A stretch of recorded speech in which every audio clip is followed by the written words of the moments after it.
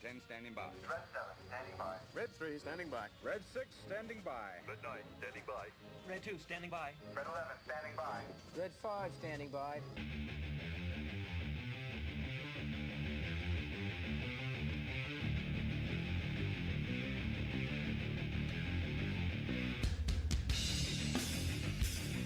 Live from Las Vegas, Nevada.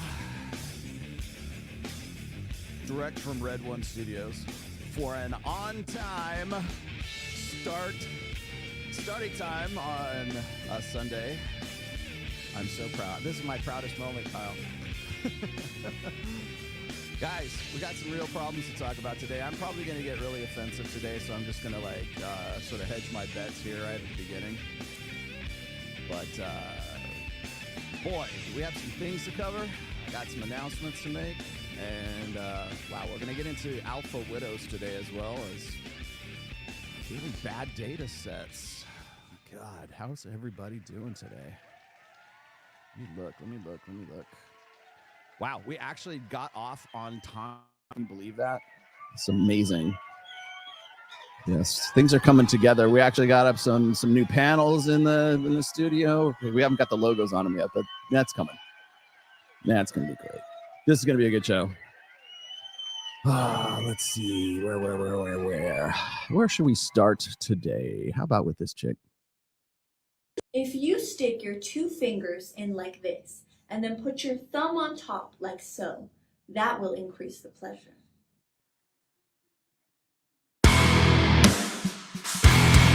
If you stick your 2 fingers in like this, that will increase the pleasure.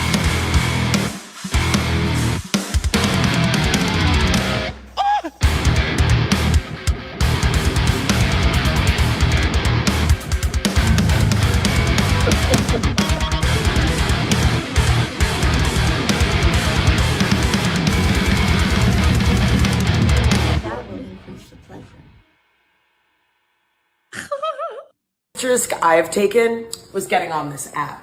I'm looking for a man who doesn't take himself too seriously. My typical Sunday looks like football with the boys. The best way to win me over is by cooking me dinner. I'll fall for you if you trip me. What do I bring to the table? Lip gloss. I'm looking for a man in finance. Trust fund. Dude, stop. This is like so overplayed. No, it's not. I a guy that made 200K. Like a year? Yeah. No, what the? Are you serious? You don't think 200K is a lot? No. I want a guy that makes 200K a month. Okay, I mean, yeah, that's pretty good. Would you? I mean, like, 200K is like a lot of money. Like, my dad makes 200K. But like, that's like your hardworking dad. Like, we live in a whole different generation. That's true. It's easy to make money now. Yeah. Clearly. Look how much money we have and what do we do? Yeah, I want a guy that makes more money than me. Like, what? Yeah. Ever wonder how these Instagram models afford their lavish lifestyles? The luxury hotels, the designer bags, maybe frequent trips to Miami or Dubai. It's basically an open secret at this point that not all, but quite a few of these so-called models are doing unspeakable, really sick things to make their money. Some of them have been nicknamed Dubai porta potties because allegedly these mega rich clients pay to on them. And that's not even the worst of it. The glamorous photos these women post do not tell the whole story. But this has become so widespread that some women now consider going on vacation with strangers from dating apps the bare minimum for a first date. Moral of the story here is be careful who you envy on social media because you don't know what or who they did to get there. That's nasty. It is nasty, right? Isn't it nasty? Ugh. Forgive your partner for cheating. If so, what makes you forgive them? Yeah, I will forget if he is a rich guy. I'm done with middle class now, so I need a rich guy now. Oh boy, you're gonna love this one. Hustler. You don't need to ask the hustler where she is getting her money. I'm a big hustler. I work hard for my money. I work very hard for my money. So you don't have the right to ask me where I get my money. The only person that can ask me now and I'll answer is sister. Because sister is a hustler. She works for her money too. So we need to create ideas together. We need to exchange mindset, business mindset together. Not you. Because if I tell you now I'm wasting my time, you just want to monitor my money. Have my money come and go. So don't stop me again. You were married, I thought you would grow up a bit and mature up and stop doing this crap to me. All right, I have to give you a setup on this. This is so fucked up, just saying. Okay? I'm done. I am done with it. Sorry. No, I'm going. Okay, it was stupid of me. I'm sorry. Hey, no, I'm sorry. Hey, my Uber's here. No, can I just explain myself? I'm sorry. I thought it would be funny. I didn't mean to hurt your feelings. I'm sorry. I didn't want to ignore you. It's just I couldn't just say happy anniversary and then I don't know why I thought it would be good. I'm sorry, babe. Can you just know? I'm done. Can you cancel the Uber, please? Oi, don't look at me like that. I am mature. I do care about you. Hey, honey. Got it, man. Oh, Jesus. Can you guys hear this? Guilty, guilty, guilty, guilty. I just want to make sure that everybody can hear the sound drops right now. We watch your Instagram story, but won't text you back. Red flag. Is he in his 30s, but he only communicates with you on Snapchat? Red flag. Does he only text you after midnight to come hang out? Red flag. Is he 5'11", has tattoos, and only posts pictures of his dog? Red flag. And if you're still talking to him, you're the red flag. Hey, y'all. Big man exists? I don't know yet. I have a man right now that spoils me, but I don't want to date him. Why not? He's 5'6". I don't even want to touch him, so... Oh, okay. So, yeah, he's just buying me, Cartier, and I'm like, thank you. Last one. It's worth of $10 million. Yeah, that's wrong. It's way more than that. Has it changed you in any way? It's a complex management problem. There's a lot of responsibility that comes along with money, and it's difficult to manage. It's easy to squander money. It's easy to misuse it. Has it changed me? The wealth? Yeah. Not much. You as a person? Not really. I mean, I wasn't economically uncomfortable to begin with. I had 3 jobs, and they all paid reasonably well. So I worked as a professor, and I had a decent salary as a professor, upper middle class salary, and I had a clinical practice, and I have a business. And so we were already about as comfortable as money can make you. It opens up a whole different realm of opportunity. And I hope in 3 years to have a lot more money than I do have. I've said right from the beginning, unashamedly, that I'm an evil capitalist. And so it's fine with me that that's happening. I'm not doing this for the money, but every single business enterprise I operate, and I operate a lot of them, are for profit because it's an impetus to efficiency and care to have to produce products that are marketable. And so I regard it as a sign of moral virtue rather than the opposite. That assumes that you're trading fair and playing fair. But I am trading fair and playing fair. So I am thrilled about it. Oh, man. So that was interesting. Hello. Oh, wait. We now have... Hello there, children. How's it going? Nice.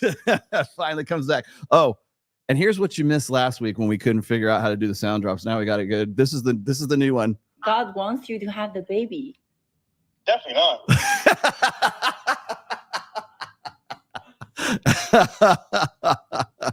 And we got the new Red One studio t-shirts. These are the limited editions with the very these are the trademark infringement version of the Red One. So actually, it's just the Red One is the actual t-shirts, but we'll have these up for merch pretty soon, just for the studio here in general.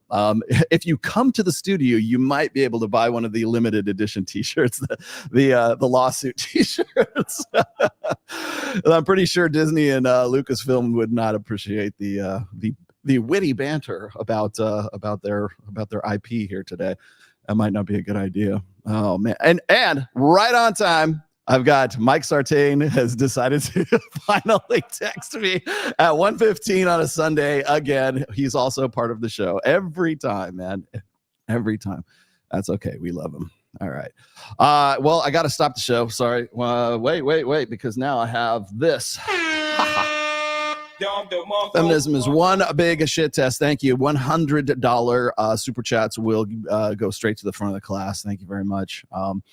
I am, gosh, man, I'll tell you the thing I'm thinking about doing right now is not for this show, but for like Access Vegas. We get so many people like wanting to, they want to super chat on Access Vegas. If you're a fan of the show, and I don't see why you wouldn't be, if you want to super chat on Access Vegas now, you're going to have to go and do it on Rumble, because I'm effectively, God damn it. Mike has to go and throw all this stuff at me at the end here. Oh God. Here, wait, let's stop. Wait, class. Let's go. What should we tweet to, what should we message Mike here? How about just the general one? I'm in the middle of my show now. There we go. He doesn't even know he's part of the show too. That's the funniest part here, because I know he's not watching, because he wouldn't be calling me if he was watching. Oh, okay. What do we got here, David? Thanks, man. I've just split up with my one itis. This is a good thing, as it showed some weakness. I still have I have 2 other plates at least. That's good. See, that's why you have more irons in the fire, my friend. It's called non-exclusive. You know what's funny is like people hate it when I use like red pill vernacular. That's not even red pill, that's like PUA vernacular. Plate spinning. That's directly. I ruthlessly, shamelessly lifted that from Tom Likas from way back in the late 90s, I think it was, when he had a terrestrial radio show. Spin more plates. Really, that was just a euphemism for dating non-exclusively, like have more irons, have more options, right? Have abundance. That's really what it is. It's an easy, digestible, little quirky maxim, basically, that reminds you it's good to have more than one option. Thank you. You tell you what, if you're dating multiple women and you are like dating them, congratulations, you're dating like a fucking adult. Wow, great, awesome. You're not like a serial monogamist. Imagine that. So, how do you like the new setup, man? This is awesome. I got this one right here. Wait, go there. There we go. Wait, where's the bicep cam? Got to do the bicep cam. Here we go. Okay, so this is now officially the bicep cam. We just renamed the camera the bicep cam. All right, what's the tricep cam? Which one is the tricep cam? Is it the same one? Okay, there we go. You know, it's funny as people were asking. I got producer Kyle in the house today. But yeah, thanks, Red Pill Rain Man. Thank you. Got you. You know, I was going to say, as far as like the super chats are concerned, let me finish that thought really quickly. The reason why you have to super chat on Rumble for Access Vegas is because Access Vegas is demonetized right now. And I don't think that that's any secret at this point. So I think I announced it when it happened about 3 months ago. I think it was back in May, maybe 4 months ago.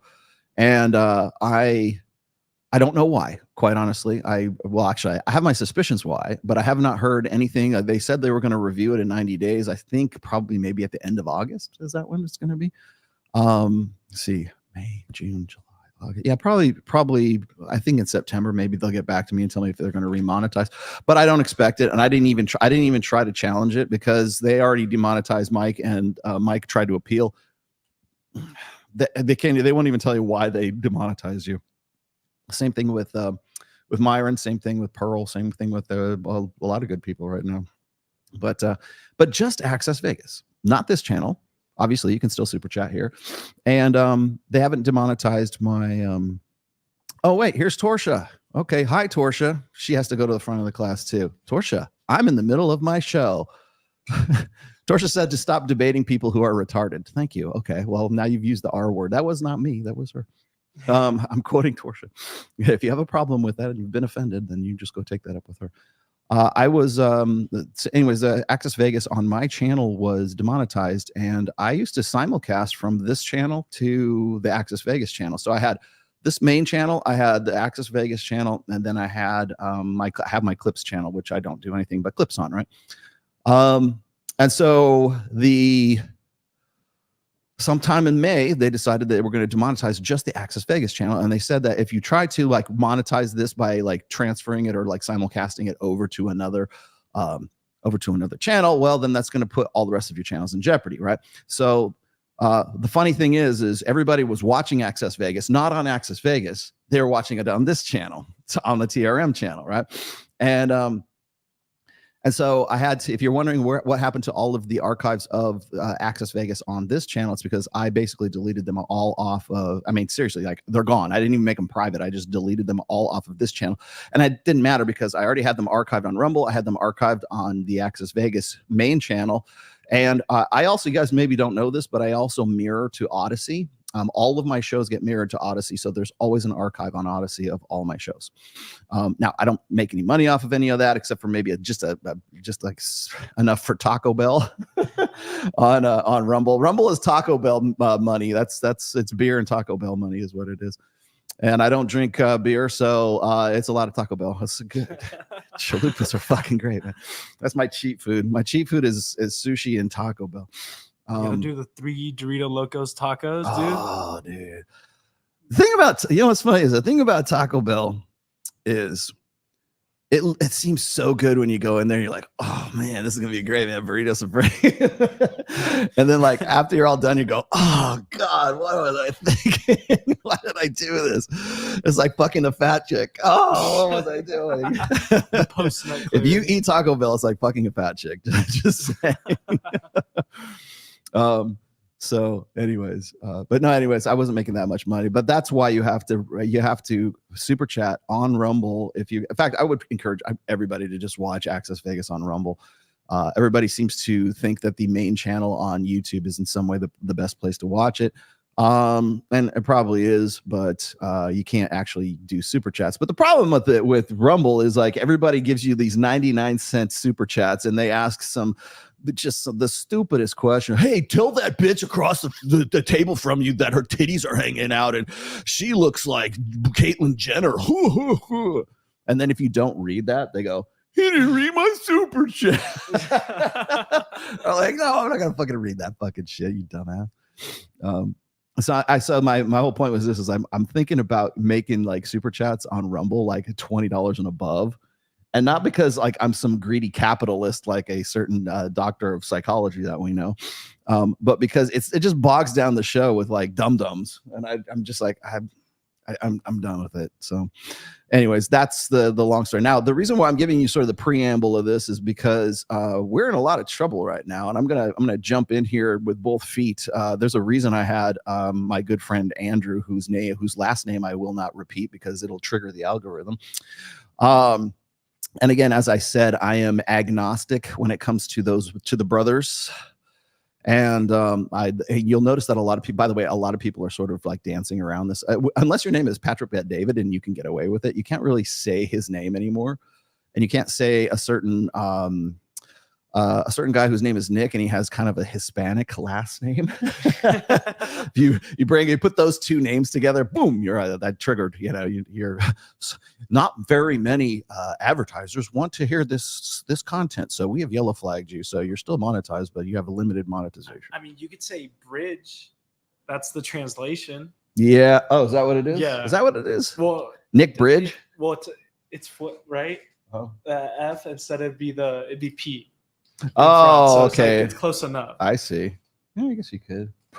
Puentes. There's got to be like variations of that. Like Nicolito Fuantayitos. You know who he is. All right. Let's see. What was this? Offense. Sieve is the way to go. What the fuck is that? Dude, I have no clue what you're talking about, brother man. But thank you for your $2 anyways for your unintelligible tweet. Have you read Macken Murphy's new peer-reviewed research paper? Yes, I have, actually, front to back, as a matter of fact. Even though there are certain people who think I haven't. Why Women Cheat, which was a really not... I think I would have titled it something different. But... anyways, same thing. I mean, it gets to the point. It's supporting dual mating strategy. In fact, it literally says that. It's funny you should mention that because I used exactly that study when I was debating. Wait, do this one. I was debating Alex from Playing with Fire, which was stupid. And yes, you're right. That's why I love Torsia, because she like takes the gloves off and like smacks me around when I do something bad. And it was stupid. I agree. I'm not doing any more debates, period. Unless you come, but I shouldn't say that. Unless you come into this studio and you sit across this table from me face to face and we're doing it in a live stream situation, I'm not going to debate you. It's because there's no such thing as a debate anymore. And sorry, Jasmine Jafar, you can go fuck yourself too, because I'm over it right now. Because it's not debate anymore. It's basically a popularity contest, and it's not about debating ideas. It's not about getting to like objective truths. It's about you're a liar. That's all it was.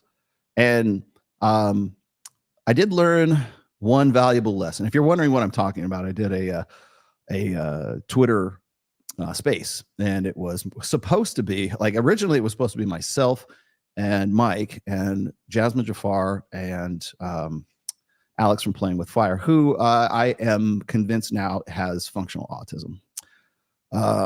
And I mean that in a clinical sense too. I mean, people go, "Oh, he called you an autist." That's not what I mean. I mean, like literally is functionally autistic, meets all the criteria for it. And the reason I'm saying that is because when I was done, we were supposed to go for 90 minutes. He dragged it out for 3.5 hours. So, and it was basically and it was this obsessive compulsive disorder level of just obsession with something that happened like almost 4 years ago.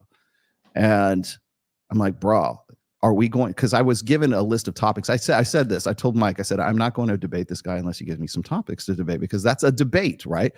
When you do formal debate, if you have a debate class, or you're on a debate team, or you're like taking classes on logic in college, if you're on a college debate team, you know what you're going to. You can take either side, right? In fact, you're expected to, even if you don't agree with a certain thing. Like you can talk about abortion, you can talk about like immigration, you could talk about whatever it is. It doesn't even have to be anything that's even like a current event, right?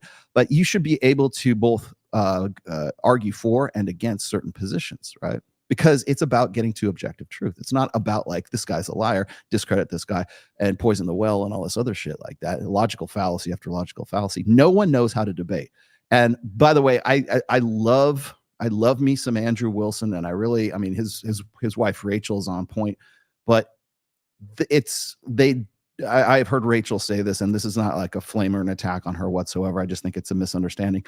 But there's this idea that she's expressed, and maybe Andrew has as well, that that debate is supposed to be some verbal attack on the other person, and that's not. That's just basic. First of all, it's just postmodern discourse is what it is, and it's meant to establish whether this person is a liar or he's not a liar. That's not debate.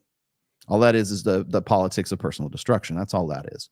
But then when you add a little bit of functional autism to all of this, that's when the shit show really starts flying. Okay. And essentially it was just, Alex had been waiting for 4 years for his chance and by the way, he was the one who was trying to set all these rules. He gave me all these topics. I have all these topics here, but not a single one of these topics was actually discussed. It was, this is how you were a liar about this topic. That's all it was. It wasn't about the actual topic. So I'm getting in, like, I think for the first couple of topics I'm talking, I'm thinking he's arguing and talking and debating in good faith. He's not. He's just like, you said this, you lied about this, you lied about me, and I want an apology from you, right? That's essentially what the whole thing was. And at the end of it, when I was done, I was reminded of a time when I was in college, when I was in university, and I was a second year student, doing just the basics for like Psych 101 for my undergrad. And if you've ever anybody who's taken their first year psychology courses, child psychology is one of those things. And one of the things that they teach you in child psych is that children do not possess the capacity for abstract thinking. They have to learn it. It's something that is developed over time, and it takes a long time for a fully formed brain. Now, you probably heard the joke about, like, I forget who was saying this. It might have been like Sydney Watson or something. Who was saying, young women make bad decisions with older men because their prefrontal cortexes aren't fully developed, and so it's not their fault. It's these evil men who are like preying on these women whose prefrontal cortexes fully developed. And she's not incorrect, but I mean, it's developed enough that they can they can have the capacity for abstract thinking. But really our brains don't even really fully develop 100% until we're in like our 18 to 20, in some cases even later than that, depending on it. But that's the whole thing. The core element or the thing to understand is that a child of like say 5 years old doesn't have the capacity for abstract thinking. Now they're like little sponges at that age, and so they're learning things, they're watching things, they're picking things up. There's learned behavior, there's innate behavior, that kind of stuff. Which is why we always, when we get into this sort of back and forth about whether or not a child knows what its sexuality is when it's like 4 years old, is absolutely, it's ludicrous. It's ridiculous. Is there a stronger word than that we can use? Because any first year psych student knows that a child of 4 or 5 years old has no earthly capacity for critical thought, much less abstract thinking. Now, what is abstract thinking? I'm going to give you an example of abstract thinking because this is what they tell you in child psych, right? So, and I remember this because my daughter was like about 7, maybe 6 or 7 when maybe even younger than that when I was going to college, when I was in university. And one of the things they tell you is, and I know this firsthand because my daughter did this, is if you give a child mac and cheese and you give them like dinosaur shaped mac and cheese and all they ever know is like dinosaur shaped mac and cheese, and you switch it up on them and you give them shells and cheese instead of mac and cheese, they won't eat the shells and cheese. You go, but it's mac and cheese. It's the same goddamn thing. It's pasta with some fucking cheese in it, right? They won't touch it.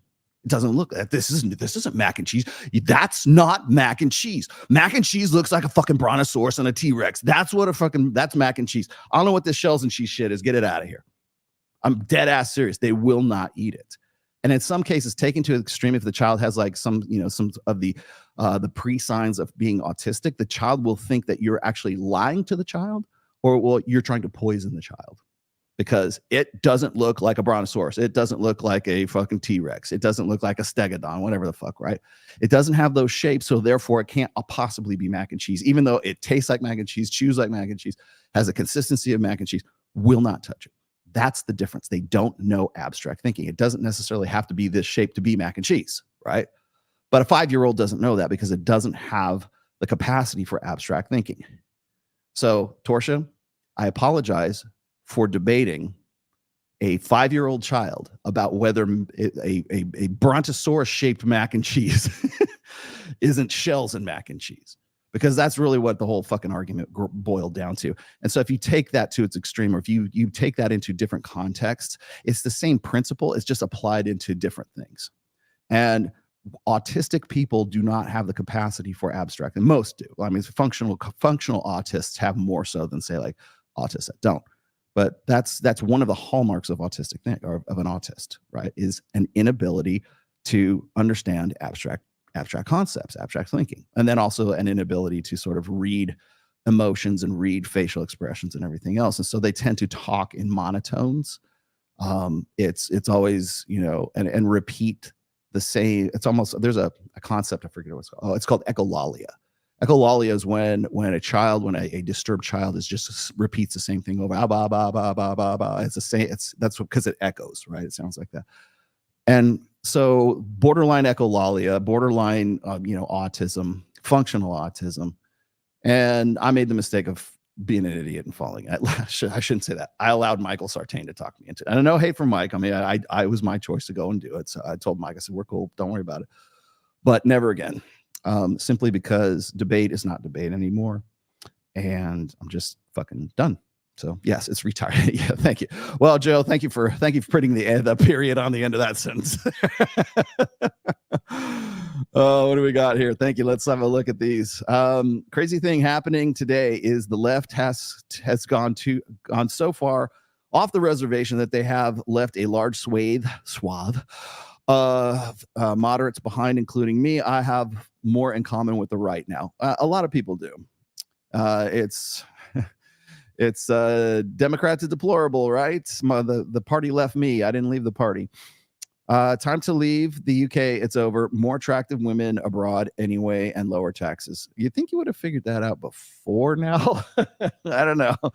We're going to get into that. That's actually today's main topic today. I want to talk about that. I am going to talk about Macken a little bit, not about him per se, but like the studies that he's been talking about, because that kind of got into a little bit of what we were talking about during this. What I was trying to do is sort of make my case for a lot of this stuff, but it didn't make any difference how many studies I had, how many statistics I had, how well reasoned my logic was. It was, you're a liar. That's all it is. Let's see. You will never hear a feminist argue for co-ed prisons. Of course not. All right. Thank you. All right. So first things first, let me this just in. I just saw this morning, and if you're wondering who these two individuals are here, well, I think you know who the one on the right is, but you might not be familiar with the one on the left. That is Yvette Cooper, and she is the House or the Home Secretary, I believe. I have her YouTube up here, but this was actually what was brought to my attention. Extreme misogyny will be classified as terrorism under Yvette Cooper's plan to fight young men's radicalization. Boy, does that sound familiar. Where have I heard that one before? Well, I want to give you a little bit of background in this first. There are several charges that are already filed in the United States as well as the UK right now. And I was talking to somebody who has been tracking the case, let's say, between our good friends, the brothers case. And one of the things that I'm seeing is a little bit, I think is a little bit weird and a little bit concerning, is Candace Owens is still very, very on board with defending our famous brothers here. And even in the face of what everybody else would think would be like why would she even be for these guys? Well, turns out that her husband has some sort of has some sort of dealings with the brothers in the past. Of course, I've been aware of this for a while, since like about 2015, 2016. It was the Mike Cernovich days. God knows when that was.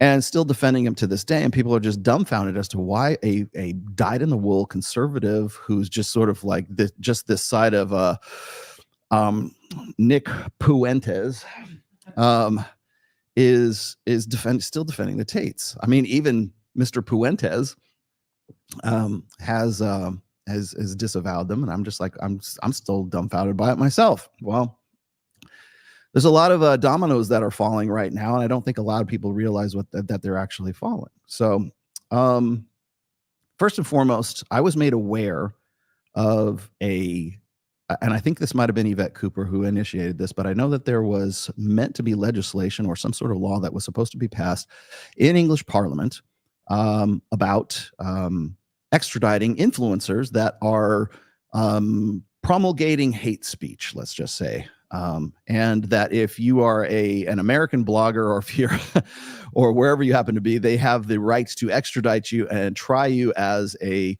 radicalizing person, whatever it is. I have no idea what the long and the short of it is, but I do know this is that the main thrust of the legislature was that they're going to extradite influencers abroad, bring them to the UK, and try them as UK citizens, or try them as I don't know, maybe for international war crimes. Who the fuck knows? I'm sure it's not going to go through. I'm sure it's probably a pipe dream at this point. But I'm like, why the fuck would they do that? And so I was having this conversation with Ryan Stone, and I'm like, I will bet you money this is just a temporary thing, or it's an attempt, anyways, to get at the Tates, because they want to be able to. They want their laws to be in some way rejiggered so that they can extradite the brothers and bring them to the UK if things go sideways in Romania, and who knows. Or they want to make sure that they get them if something doesn't happen that's acceptable. I'm like, why on earth would that be? Because I could not think of a single influencer that would qualify for the extradition process according to these laws. Right now, this is before I heard about Yvette's extreme misogyny thing, right? And how they want to turn it into a hate crime in the UK. So we start with we're going to extradite influencers who say bad things that we disagree with in the UK, and they are let's say, promoting terrorism in the UK, which they're dealing with a lot of heavy shit right now in the UK, obviously. So you can sort of blame it on that. But I was thinking, you know what? But why would they extradite? Like, well, shouldn't they be like focusing on their own shit, like take care of their own house first? So I'm thinking about that, and I'm having this conversation with Ryan Stone, and I said, I will bet you any kind of money that they're going to, in some way, try to use this to get the Tates. Now, just this morning, or I think maybe it was yesterday or this morning, we have this, right? Which of extreme misogyny will be classified as terrorism under Yvette Cooper. So now, if you are an influencer abroad and you are promoting extreme terrorism or extreme misogyny, you are classified as a terrorist. And now I don't know if they can do it through international law or the European Union, or, well, they're not part of the European Union, right? So how could they do that? I don't know. But the idea anyways is we will extradite you as an influencer, bring you to our country, and then try you for terrorism, or for extreme misogyny, which classifies as terrorism. So therefore you are radicalizing. You're like an imam, right? You're like an imam that's radicalizing young Muslim men to go strap bombs to themselves and blow up, well, in this case, all the women you possibly can, because it's like that's supposed to be like the red pill religion, right? We're all extreme or extremists like that all of a sudden. And honestly, I think that the reason why they're doing this is simply so that they get dibs at the Tates if things go sideways in Romania. So whether or not you're a fan of the Tates, whether you're not a fan of the Tates, this is not an endorsement. This is not a disavowal. This is just me pointing out the obvious. I just work here, man. I'm just showing you what's going on. These are the mechanics going on right here. But the reason why I'm bringing this up is because this is not too dissimilar from bullshit that's been going on with Diverting Hate, the DHS, the McCain Institute, the Arizona State University. And I'm still dumbfounded by the fact that I'm still being shadow banned. I've lost my Access Vegas, monetization, and essentially I have been demonetized, although in everything except for an official statement, right? And I'll tell you why, because I could show you. I can't really bring it up here right now, but I can show you my stats and my analytics for the last 6 to 8 months. And you can see exactly where they have initiated the shadow banning, where they have initiated the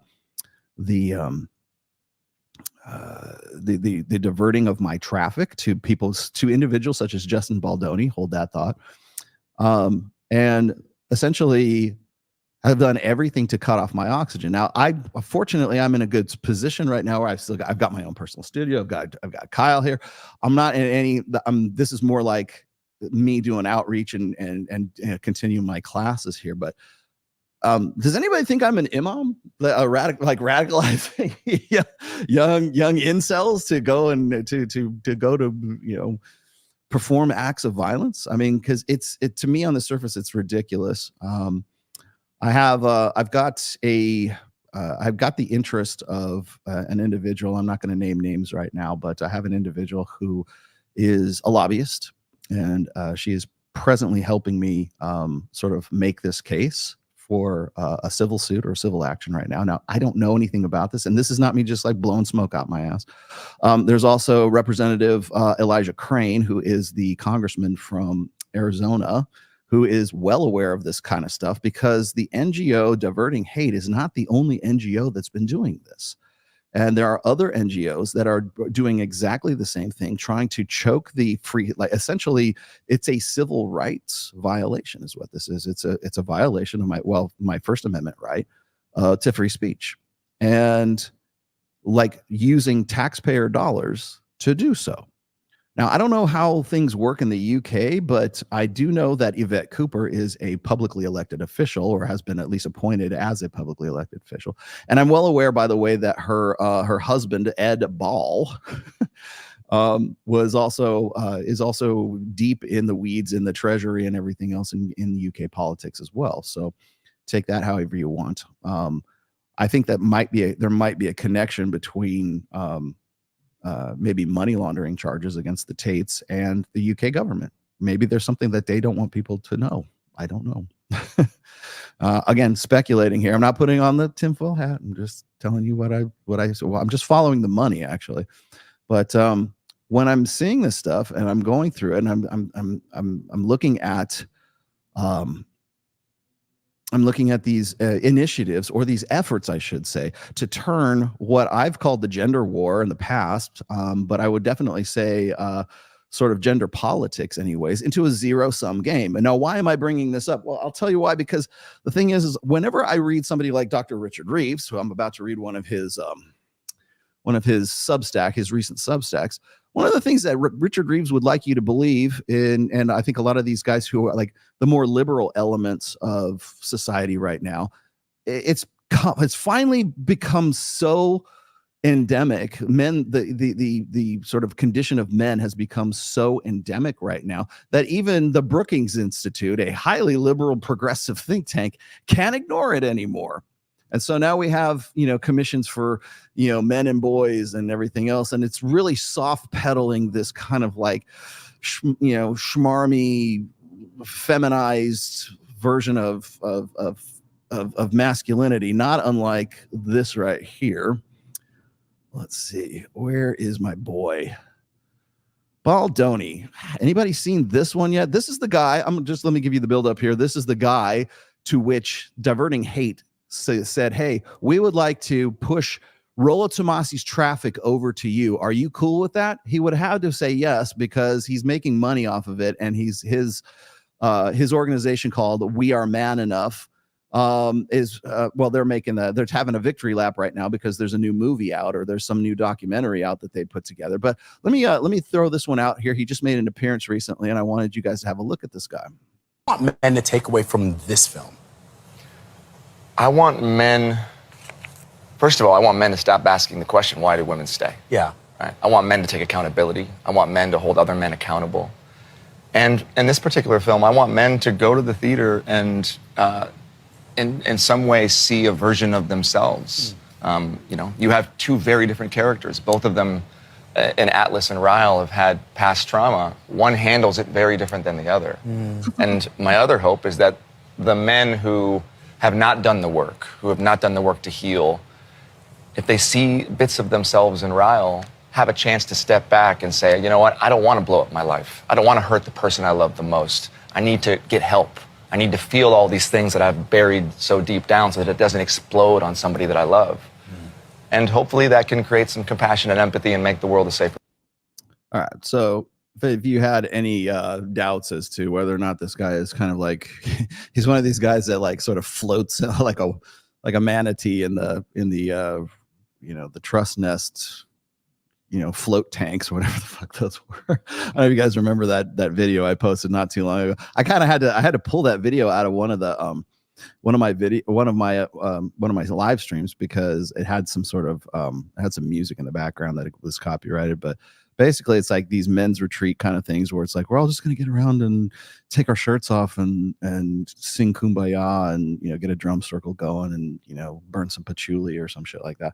It's like patchouli masculinity. Maybe that's a better way of putting it. But it's like, let's all get together and talk about our feelings.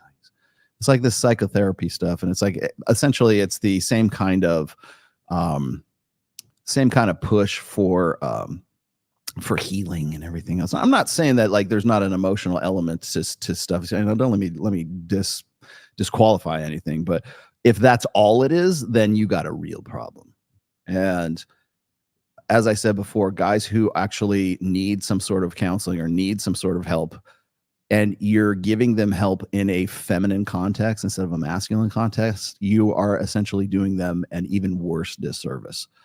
And so when I see this kind of stuff, this guy is that dude right there is the poster boy for state approved masculinity. You guys okay with that?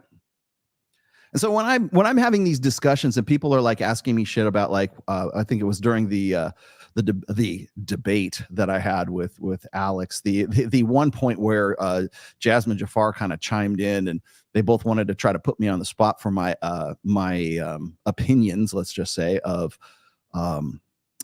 let's just say the questions, the correlations, the dots I was connecting between Dr. David Buss mate switching hypothesis, which now is being challenged once again by dual mating strategy. That how dare Rollo Tomasi? Where do I have this one? Yeah, I do. How dare you? How dare Rollo Tomasi question Dr. David Buss? Well, who else is going to do it? Tell me. Who else is gonna question the motives for this complete like pivot, this 180 that he's done really within the last 4 years, right? Who else is gonna call that out? You know? And so when I do, I get run up, I get people throwing rocks at me. I get run up the flagpole for doing so. But the thing is the masculinity that guys like Mack and Murphy or guys like fucking Alex from Date Psych or even David Buss, right? I mean, under the new, improved, better, kinder, gentler Evo Psych, right? It's all masculine apologies. Same thing with Dr. Richard Reeves. It's like Dr. Richard Reeves, who I have the highest regard for and the highest respect for. I think he understands and he analyzes the problem as an analyst, as understanding the problems and diagnosing the problems. Perfect, spot on. His cure for it, his prescription for it, is absolutely 100% like asinine. And like it defies logic and defies reality. And one of the things Richard Reeves was saying during my discussion with him, and like Michael and I had an interview with Rich, and I would love very much to talk to him again. I really liked Dr. Richard Reeves, but I fundamentally disagree with him on the solutions to the problems that we both, like the Red Pill, Manosphere, and the Brookings Institute, apparently have been able to sort of like define in the last, they think it's all this stuff happened in the last like 3 or 4 years. I've been talking about this shit since like 2004. So when I have to sort of build my case and build my credibility up, I've got Dr. Richard Reeves, I got Dr. David Buss, I've got, these other guys who want to point out and say like, well, Rollo, you don't have a DR in front of your name. I was like, I wasn't aware that I needed to be an educated person and to be able to criticize these guys. Right. And apparently they don't have much to say about it because none of them want to come on an actual debate. None of them actually want to discuss this stuff. The longer they don't pay attention, the longer they try to ignore you, the more odd it seems. So when I'm talking about this stuff, and I'm talking about like I can remember when I initially got the word that the DHS was going to designate, and this was actually right before the Dr. Phil show, because we were supposed to talk about this during the Dr. Phil show because it had just come out. But so it would have been like late October, early November of 2022. And during that time, that's when the DHS and I think the FBI had decided that they were going to designate certain online forums as terrorist forums. And they were thinking about making incels synonymous with terrorism, like they're terrorists, right? Literally putting them on the terrorist watch list. And as I said before, if you know anything about NGOs, non-governmental organizations, they're essentially ways that the DHS can get around the legalities of having to follow the U.S. constitutional law, and they can blame it and wipe it off on NGOs, right? So if anything, if there's any impropriety or there's an overreach or whatever else, it's on the NGO and it's not on the Department of Homeland Security, right? So here we are, November 2022. They started labeling incels as terrorists. Well, who's radicalizing these terrorists? And the brothers, right? And that was really what sort of like sparked a lot of the back and forth between myself and Imran Ahmed, who is also, the chairman of another NGO, who is, the Center for Combating Online Hate. You guys got to come up with better names. Another NGO. And that was when I first became aware of this. I started banging a gong about it. I talked about it on Access Vegas. I talked about it with Mike Sartain, and everybody thought I was a conspiracy theorist back in November of 2022. Well, here we are in August of 2024, and lo and behold, we've got Diverting Hate sending my traffic over to Justin Baldini, a state-approved masculine guy, right? And that's the masculinity they think is positive. A lot of people don't remember also that back in 2018, when the American Psychological Association, the APA, the largest association of psychologists, if you have a if you have accreditation in any way, shape, or form, you probably are paying dues to the APA in some way. But I remember when they decided to put out a list of suggestions or bylaws or whatever it is to deal with quote unquote traditional masculinity. And that was literally a month or two before they decided that they were going to include traditional masculinity as a personality disorder in the DSM. I forget which number it was, but whatever it was for that particular year. And I even had discussions with Dr. Sean Smith about this, saying that these guys are they're the priesthood. They're an ideological organization. The APA is literally an ideological organization. So when you have like psychologists that are involved and are paying members of the APA, calling the APA a priesthood or an ideological organization, you got to stop and wonder what the fuck is it? What the fuck else is going on? Why are we talking about the crisis of replicability? When we look at the number of women that are getting into, like, what is it, 85 or 87? I think it's probably more than that now. That's got to be close to 87 or 90% of graduates in psychology program, all across all spectrums, across all fields of psychology, are female right now. And another point I tried to make during the debate with Jasmine and the rest, and that other kid, was that, what is it? Before 2030, something like 90% of teachers in psychology programs will be under the age of 30 will be female. And it's like, but how dare I question the implicit bias of Dr. David Buss and his team? Maybe it's not even David Buss. Maybe he's just rubber stamping shit for people who just simply don't have his best interests in mind. I don't know. But just the fact that I'm questioning and just the fact that I'm even talking about it is a real problem for these ivory tower gatekeepers of evolutionary psychology. And I think it's the height, and quote me on this. Here's your clip right here.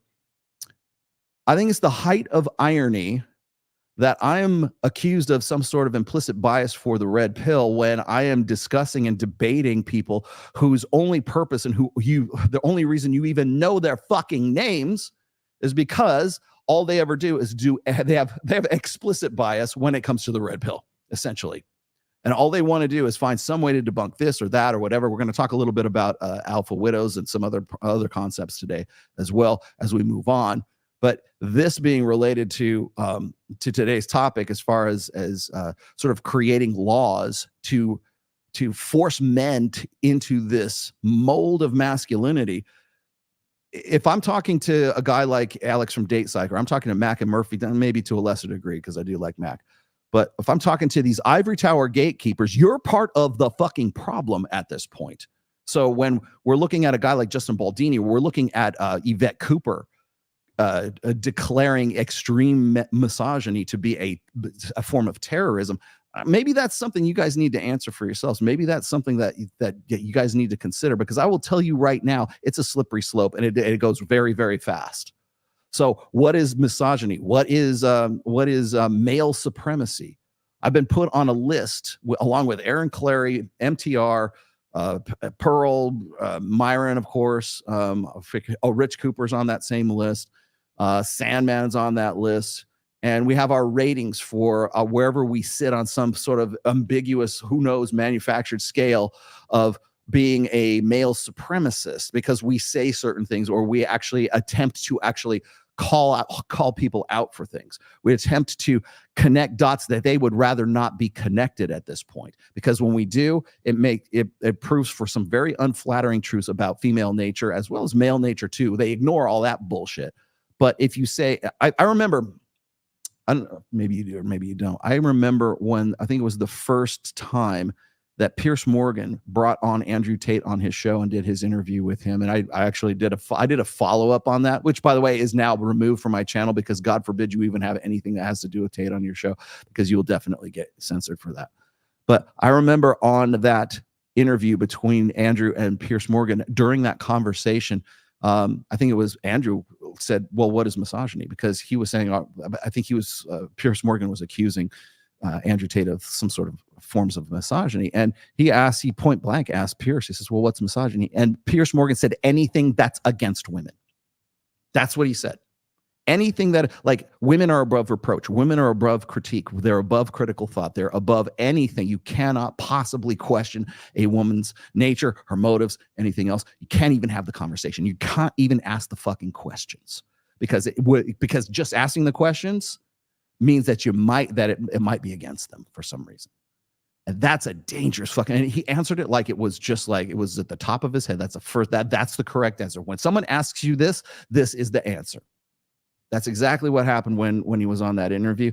And right now we're seeing this play out in a legal sense. Now, there was also recently, I think it was probably a month or two ago, I think it was in Australia. I actually brought this up too, I think during one of the Access Vegas shows. There's a new minister for correcting or conditioning or whatever, or correcting male thought in Australia. They literally have a cabinet position for in this case, it's a male. It's a guy who's ostensibly a male guy who is in charge of basically thought crimes, basically re-educating men about gender dynamics, which of course are all based on feminist logic and intersectional feminism.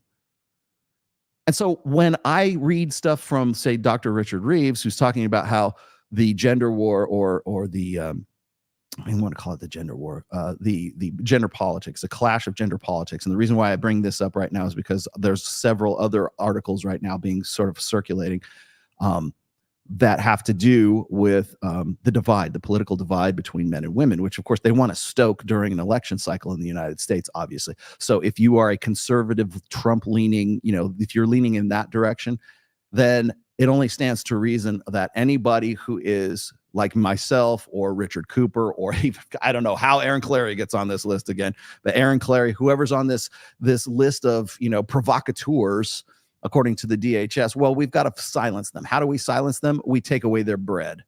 We take away their oxygen. We take away their ability to make money. We take away their free speech. We take away everything that possibly could. We blacklist them. We shadow ban them. It is digital McCarthyism in the 21st century. That's exactly what this is. And if you don't toe their party line, you're out. If you even ask the wrong questions that they don't want to have, they don't have answers for, or they are too uncomfortable, or they're too offended by, then you're out. And even if, it could be as extreme as say what they, just demonetizing from the same way that Myron and Fresh were, or Pearl was, or they can just simply cut your oxygen off like they're doing to me right now. And they're probably doing to Aaron, although Aaron doesn't really make too much money off of YouTube to begin with. He just does it because he likes his boys. He likes to be able to talk to people. We love Aaron. Aaron's going to come back to Vegas one of these days. And we'll be waiting. You can come right here, man. Right. Do your show right here, Aaron. I expect it. You better do it. Yes. We love us some Aaron Clary here. Cappy is our boy. Anyways, so when we're talking about like what qualifies as extreme misogyny, who gets to decide what that is? Yvette Cooper? Yvette Cooper, by the way, this is like the first time she's ever inserted herself into social issues. It's always been about money, ways and means. It's always been about the treasury. It's all been about I think it was Ed Ball. Her husband Ed Ball was the exchequer, or was the shadow exchequer for, I think it was back in. I got it from her Wikipedia, their Wikipedia page. So let me get to these real quick, and then I'm going to read something to you here. Let's jump through here. I still haven't heard any sound evidence presented that the brothers did anything wrong. Well, you probably will. Sorry to say. Like I said, I'm sort of brothers agnostic right now, and I think anybody with a capacity for critical thinking ought to be the same, but you do you. Alien Romulus, my third favorite alien movie. Really? The facehuggers are creepy, smart. Don't give me any. I haven't seen it. Have you seen it yet? No. Do you want to? We should go see it, because my wife will not see this movie with me. Yeah, Melissa will not see this movie with me, dude. Let's see. The callbacks are okay. The new Xenomorph looks amazing. I understand the science, but what the fuck was that in the third act? I don't know. I haven't seen it yet, so don't ruin it for me. No, don't give me a spoiler alert, please. Oh, let's give you. Where is it? Do I have one of those? You can have one of those. Hi, Rollo. I missed your long chats. Expect the effing EU misandrists to come after you. You mean misogyn? After you and specific other podcasts when they, when they go after Elon Musk, they'll, whatever. Yeah. Do you want him? Come and get him. Come and take him. You want our Rollo? Come and take him.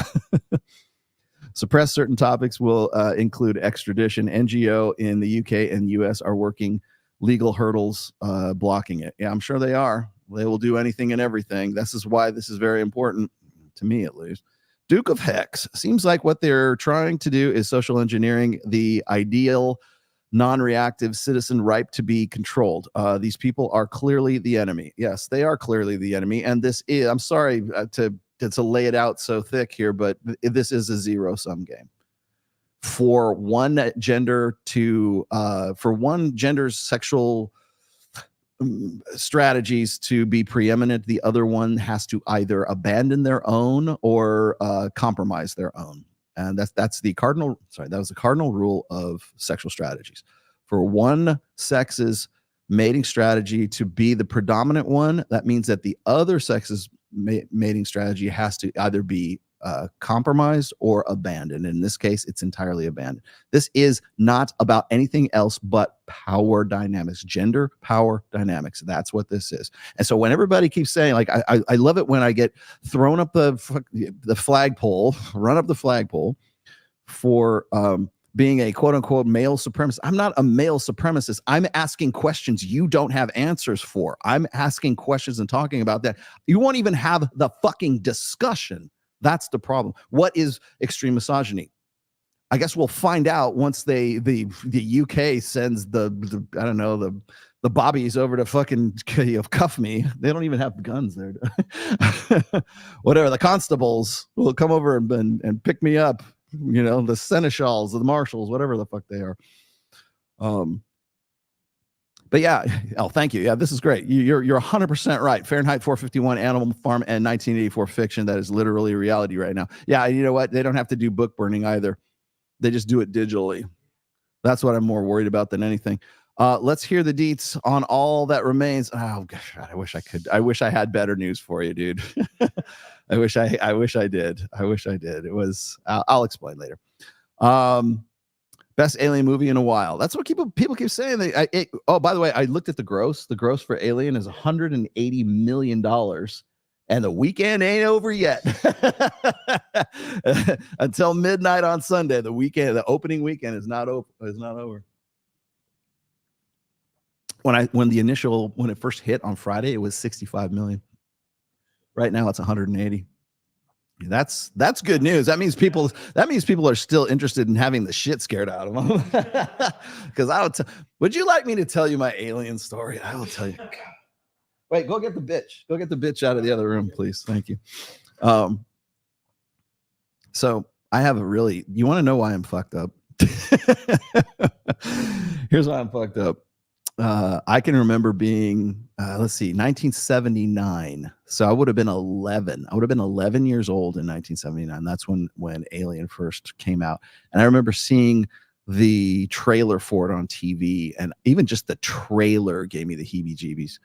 Now, it was a R-rated movie, so there was no way on planet Earth I was going to get to go see it, right? So I didn't see the original movie in the theaters because I was actually too young to go see it. And that was back in the day when they would actually, you have it right there?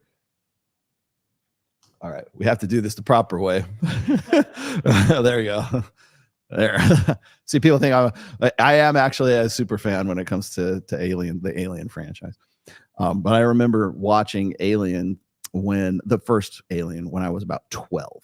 So I saw it about a year later, but I saw it on HBO. Now, this is back in the day when HBO, it wasn't Max back then. It wasn't what all you kids know it to be. It was just it was cable TV, and that was, by the way, that was the only the only movie channel that was available at the time. Was HBO was the first, and I remember it was I want to say it was 1980, maybe 1981, and I remember because it was coming out on HBO, and HBO, if you had a subscription to HBO, they would send you the guide like TV guide kind of thing, like to tell you what programs were coming up and when they were coming up. Now, at HBO back in the day, they would always in 1980, the early 80s, they would send you this thing. They would give you the times. Now, they would always make sure that if it was a sexy kind of movie, they didn't have porn, but if they had like some kind of like softcore porn or something that had like nudity or sex scenes in it, they always saved it for like after 10 o'clock. And if it was really like, if it was like Porky's or something like that, or do you remember that movie? If it was something like where there was like titties and sex or something like that, then they would save that till after midnight or like 1 or 2 in the morning. But they also did the same thing for horror movies too. So if you wanted to watch Friday the 13th, or if you wanted to watch Texas Chainsaw Massacre, or if you wanted to watch Halloween or like any of these slasher films like that, you had to wait till like 1 or 2 in the morning. Well, apparently that's what they considered Alien, and rightly so, because it's Alien. The first Alien was basically a snuff film in space. That's what it was. This is a snuff. It was snuff in space, is what it was. It was just like each one of these guys, each one of these people is going to die. If you know, by the way, if you know anything about the original Alien trilogy, or the Alien, like the editor's edition, like was Ridley Scott's his cuts. Ridley Scott wanted to change the script so Ripley died at the end. Like she was literally going to get killed by the beastie at the end, right? And because this is not a spoiler if you haven't seen the movie by now, okay. But when she shoots the little the grappling hook thing at the alien to blast it out the airlock, in the original script, it malfunctions and it comes in and fucking rips her head off and like tears her apart. But the producers, I think they made a good call. They let her live. Okay, so it was okay. Supposedly in like I think it's the third or second movie, in the script, Ridley was supposed to fucking, or not really, Ripley was supposed to fuck one of the aliens. Yeah. Oh no. And then she was like, I can't do this movie. Yeah, No, yeah, of what course, the hell? of That's course. career suicide. Yeah, that's HR. That's probably HR Giger's, because HR Giger, wouldn't it be cool if she fucked one of the aliens? That I can see HR Giger suggesting. That would have been funny as hell. But it's true. Like, it was an interesting. It was basically, you got to remember that a lot of the plot was. I think one of the reasons why Alien was so scary at the time was because it played on every human fear. So the fear of the unknown, like there was no way you could possibly defend yourself against it. It would just basically rip you apart. If it was right up in your grill, you're dead, and you know you're dead. And it also played on claustrophobia, like when Dallas is like going through the airlocks and stuff like that, and it gets him and stuff. Oh man. And the size of it, comparison to it, is just every human fear that they could possibly every psychological fear that they could possibly manipulate, they did in that film. And I think that's one of the reasons why it was. I don't know if it got Academy Award then, but I don't think it got Best Picture. But it got some other shit, but it didn't get Best Picture. But probably should have. So I watched Alien. I think I was 12 years old, and I had to see. I don't know why I was just so obsessed with it. It's like, I gotta see this movie. I didn't know what the monster looked like or anything. Later on, by the way, I was given the Kenner toy and why they made a toy of this most horrifying. Like the kids who were supposed to play with this toy could never have seen the R-rated movie that the toy was fucking from. Right? I know you wanted to get murdered. What didn't look like this, okay? I mean, it literally had the jaws and everything and stuff. And it was made by Kenner, and I think they're if you can find one in the box in the wrap right now, it's probably worth a good chunk of change. But yeah, it was. So I watched it, and I watched it at like 1 a.m, and I didn't want my dad to know, because it was me and my dad and my brother at that time. I didn't want my dad to know I was watching the movie. And so I'm watching it. I have all the lights off in the house. All right. And my brother's asleep, and it's just me. It's in front of the color, just this barely colored RCA color TV. Right. And I'm watching this, and I was scarred, dude. I was like psychologically damaged at 12 years old, watching this in the dark, and just, holy mother of God. I had nightmares. Of like aliens coming to get me for probably weeks after that. And so there is actually a reason why there's an R rating on things. I understand. Remember what I said. Children cannot think in abstract terms. I was a child. I was 12 years old. I could not figure out, it's hard to separate fantasy from, or your brain anyways has a hard time separating fantasy from reality. Cognitively, okay, I know it's a movie, right? But like when you're in the moment, that's why this is actually this is a pretty good psychological lesson here. One of the reasons why porn is so pervasive is because your brain doesn't know any different. Like if you're watching two people fucking, you can sort of put yourself in the mind, or especially if it's like POV. Yeah, if it's point of view for porn or something, your brain doesn't know. And if you're like stroking off or anything, you're just getting basically the same kind of stimuli, vicariously. But your brain doesn't know any different. The virtual experience, it can sort of block out the sounds and the smells and everything else because you're not like right there doing it. But the same thing applies to horror movies too. It's just the fear. It's the fear impulse, where instead of a sexual impulse, it's a fear impulse. And I think that human beings have a need for that fear. They have to, because we evolved from animals that lived in hunter-gatherer tribes that could be killed by a black panther that comes out of the dark jungle, and you don't see it until it's too late, and you're dead. I mean, that's actually one of the fears that's sort of represented in Alien, right? The thing is dark black. You can't see it at night. Yeah. It's dark. I mean, the entire movie is shot in just almost candlelight. Its blood is acid. If you kill it, it kills you anyways. Yeah. If you cut it, if you hurt it, it still kills you. Yeah. I mean, it's amazing the amount of it's almost nihilistic, right? You're so hopeless. Like, I'm dead. You see it, you're dead. And I will tell you this: have you ever played Alien Isolation, the video game? Oh my God! It.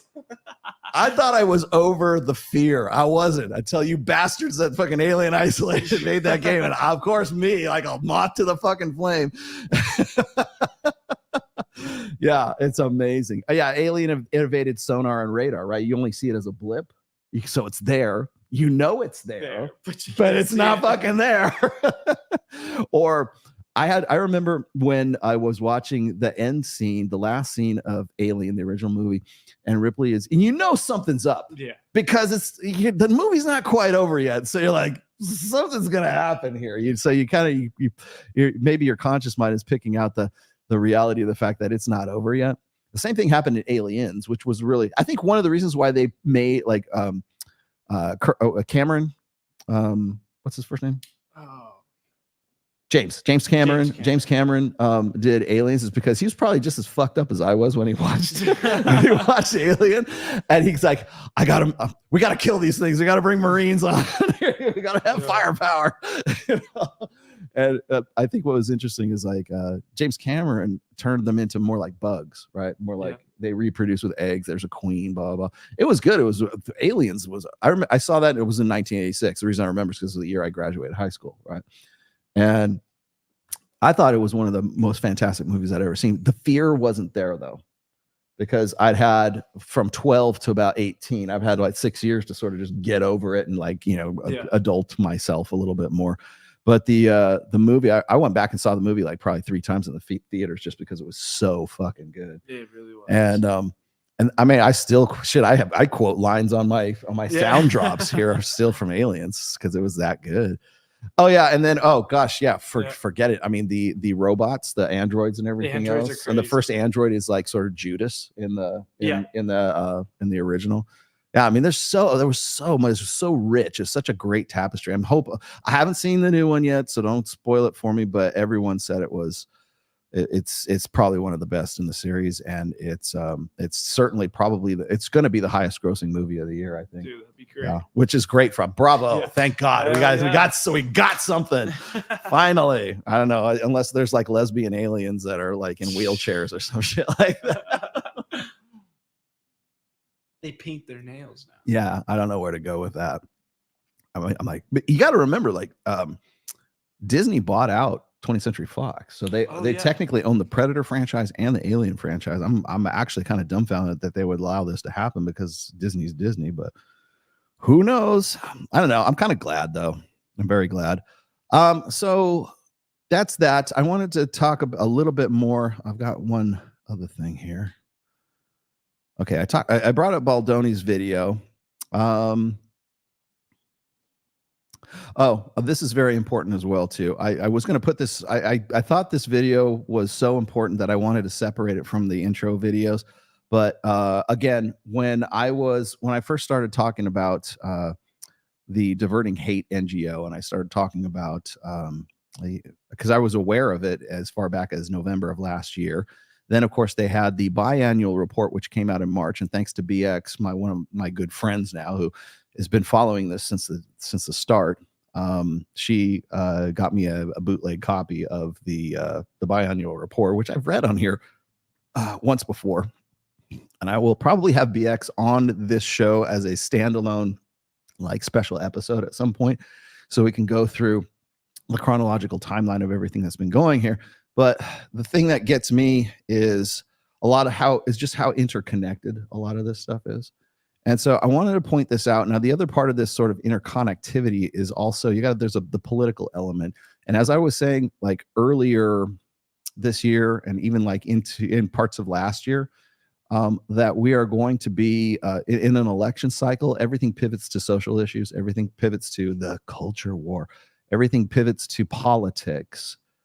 And in doing so, you've got organizations, political action committees, such as Progressive Victory, essentially buying the influence of people like Destiny, Not So Erudite, Jasmine Jafar, Farah is on that list as well, Pixie is on that list as well, and there's several others. Now, I've already brought up the video that is the documentary proving how Sam Drismala, who is the owner / head guy, I don't know, president, I guess, of Progressive Victory, essentially started buying influencers as far back as July of 2022. Well, they're still doing so. And how do I know that? Well, here you go. She's been exposed again for paying people for their support. My entire For You page right now is presidential stuff and the campaigns being AI and what to believe and what not to believe. Just the other day, I received an email for a paid promotion, for me to make a video and post it on TikTok talking about the Democratic side. At the end of this email, it says, if you want to get things going, we'll send over an NDA for you to sign and we'll get started. I know a lot of people get their views and their opinions and their beliefs based off of what their favorite influencers are saying. Just know, they might have been paid to say the things they're saying. No, they were definitely paid to say the things that they are saying. Now, I wanted to make sure that you guys knew that this is still ongoing. So they didn't just buy up a bunch of these influencers for Progressive Victory. And by the way, I would not be surprised if this is actually Progressive Victory, because it follows the same MO as Progressive Victory. They essentially want to buy you as an influencer. They want to get, essentially they're saying it's paid content, right? Or like, we want you to say the things that it's almost like an advertising. We want you to say the things that we want you to say. Oh, and here to get things started, you have to sign this NDA, and then we will give you X amount of dollars for you to say the things that we want you to say on your channel. Now, I'm glad she's bringing this up, and I'm glad this is sort of, but I don't know who this blogger is. I don't know who this influencer is. Somebody sent me this. It was on TikTok. I think it was making the rounds on TikTok. I'm not a big TikToker, so I only throw a few things up there occasionally, and I just sort of leave it to the kids, right? But they're still doing it. It's still happening. It's still going on right now. So when you see Abba and Preach coming at me saying, oh, they're overblowing it. No, they're still doing this. It's still going right this second. So all the way to the end. Now, if you are so inclined as you want to, or should say that, if you're so desperate for money that you would actually do this, you probably won't be being paid after November 6th. Just saying, there's going to be a limit to the amount of, the gravy train that's going to come as a result of this. So bear that in mind, because once they have no use for you, the money's going to dry out. The chuck wagon's pulling out. So, but the what the fuck is this, man? Let's get rid of this, dude. I'm sick of seeing your shit. There you go. What the fuck, man? So anyways, they're still doing it. It's still happening. And if that's not, I know you probably don't even need more confirmation after all the bullshit that's gone down. But if you want to know why people like Not So Erudite and Destiny and Tree of Logic and even John Anthony Lifestyle, who has done exactly, so I can say his name in this instance, has all done hit piece videos on me, suspecting me of being some sort of closeted racist, bigot, anti-Semite, whatever, named Seattle Sports Junkie with an alt account. And by the way, Seattle Sports Junkie is probably tweeting right now. He's probably replying to tweets right now. And I am right here. Look, my hands are here. Like, right, what time is it? It's 2:25 p.m. Pacific Daylight Time, or savings time right now, okay? I'm not touching my keyboard. If he's posting right now, it ain't me. Got it? I'm here. I got an alibi. I have an alibi every Sunday from 1 p.m. Pacific to 4 p.m. Eastern. Every fucking Sunday. And they still want, I still have people. I will guarantee you there will be somebody in my DMs, in my Instagram, they'll go, you better watch your back in Las Vegas. I know where you go. Really? You racist. I'm not even gonna repeat it. But the thing is like when I get like threats like that, that's when I gotta think that these guys did this for a reason. They didn't like being exposed. They didn't like having that documentary boosted by my channel. You want to know why I'm getting shadow banned? That's probably one of the reasons, because I won't shut up about this stuff, right? Because I step on the toes of the wrong people. I hold up a mirror to the wrong people. And the same thing with Not So Erudite, right? You want to talk about functional autism? That's the face of functional autism right there. But the fact that they would even try to insinuate to some degree that I am in any way a racist, I am in any way a bigot, I am in any way anti-Semitic, that I am in any of those accusations, absolutely ludicrous. And anybody who knows me is absolutely ludicrous. But now I gotta say, why? Why would they do that? Because I exposed them for the fucking frauds that they are. I've exposed them for the fucking last year and this year. I think this year pretty much reinforces everything I said last year, but nobody wanted to believe me then, and it's still people don't want to believe me now. That these are bad actors, and if you had them on your show, you are aiding and abetting people who are against your political ideology, who have been paid to do so. These are paid actors and actresses. And I've had people say this to me, and I wanted, this was actually the point I wanted to make in all this. Taking money for your influence. Nobody's come up to me and said, hey, Rollo, we want you to say these things for us because, you know, we know you're really into Trump, or you're really into Biden, or you're really into whatever, I don't know, whoever the libertarian guy is, whoever that is, I don't know. If you take money for your influence, you are the problem. And I don't care if you would have said it anyway. Like, the thing is like, well, you know, Rollo, a guy like Destiny is just this dyed-in-the-wool, you know, cucked, blue-haired liberal freak anyways, so he would have said it anyways, right? I don't fucking care. You took money for it. You should have an asterisk by everything you have said, because nothing that comes out of your mouth can be trusted. Therefore, going forward, anytime you bring this guy on your show, understand that what comes out of his mouth might be paid political content by the DNC or Progressive Victory or whatever super PAC, whatever PAC these guys are working for. The asterisk has to be by that their name and whatever it is that they said. It is disingenuous, and anything they say should be suspect. Well, they would have said it anyways. Doesn't matter. Your integrity has been compromised. You are worthless. You are a piece of shit is what you are. You go and you take that, and you want people to believe that that's your sincere thing. Okay, maybe even if it is, you're still the kind of person who would take money to say it, who would go and do it. Your influence can be bought. What else? So what is that? What else does that say? What else can be bought about you? And what would you do to keep that information out of other people's heads? What would you do to maintain the validity of that influence, even though it's been questioned and proven? I don't know. Try to convince everyone on planet fucking Earth that this guy's a racist. The guy's accusing you of that. Probably. It's not an honest mistake if you're repeating it over and over and over again. And then, of course, who piles on? The rest of these idiots. There's been other ones whose names I don't even recognize. I don't even know who these guys are. But it's been proven false. Proven false. You could even go like, I would tell you what was interesting is I was trying to get Seattle Sports Junkie to come on to the debate that I was having with Alex and the rest of these, which was probably a bad idea because the guy wouldn't shut the fuck up. So, effort and futility. But if I can get him to come on any of these, if he wants to come on a Twitter space, I would love to have him on. But it's all right. Even though I say, look, it's first of all, I think it should just be said like it's not me. I don't have an alt. I can prove to you I don't have an alt. I can show you. I'm fully transparent about my Twitter. Still don't want to believe it. Okay, fine. I was doing a show. I'm doing my show right now.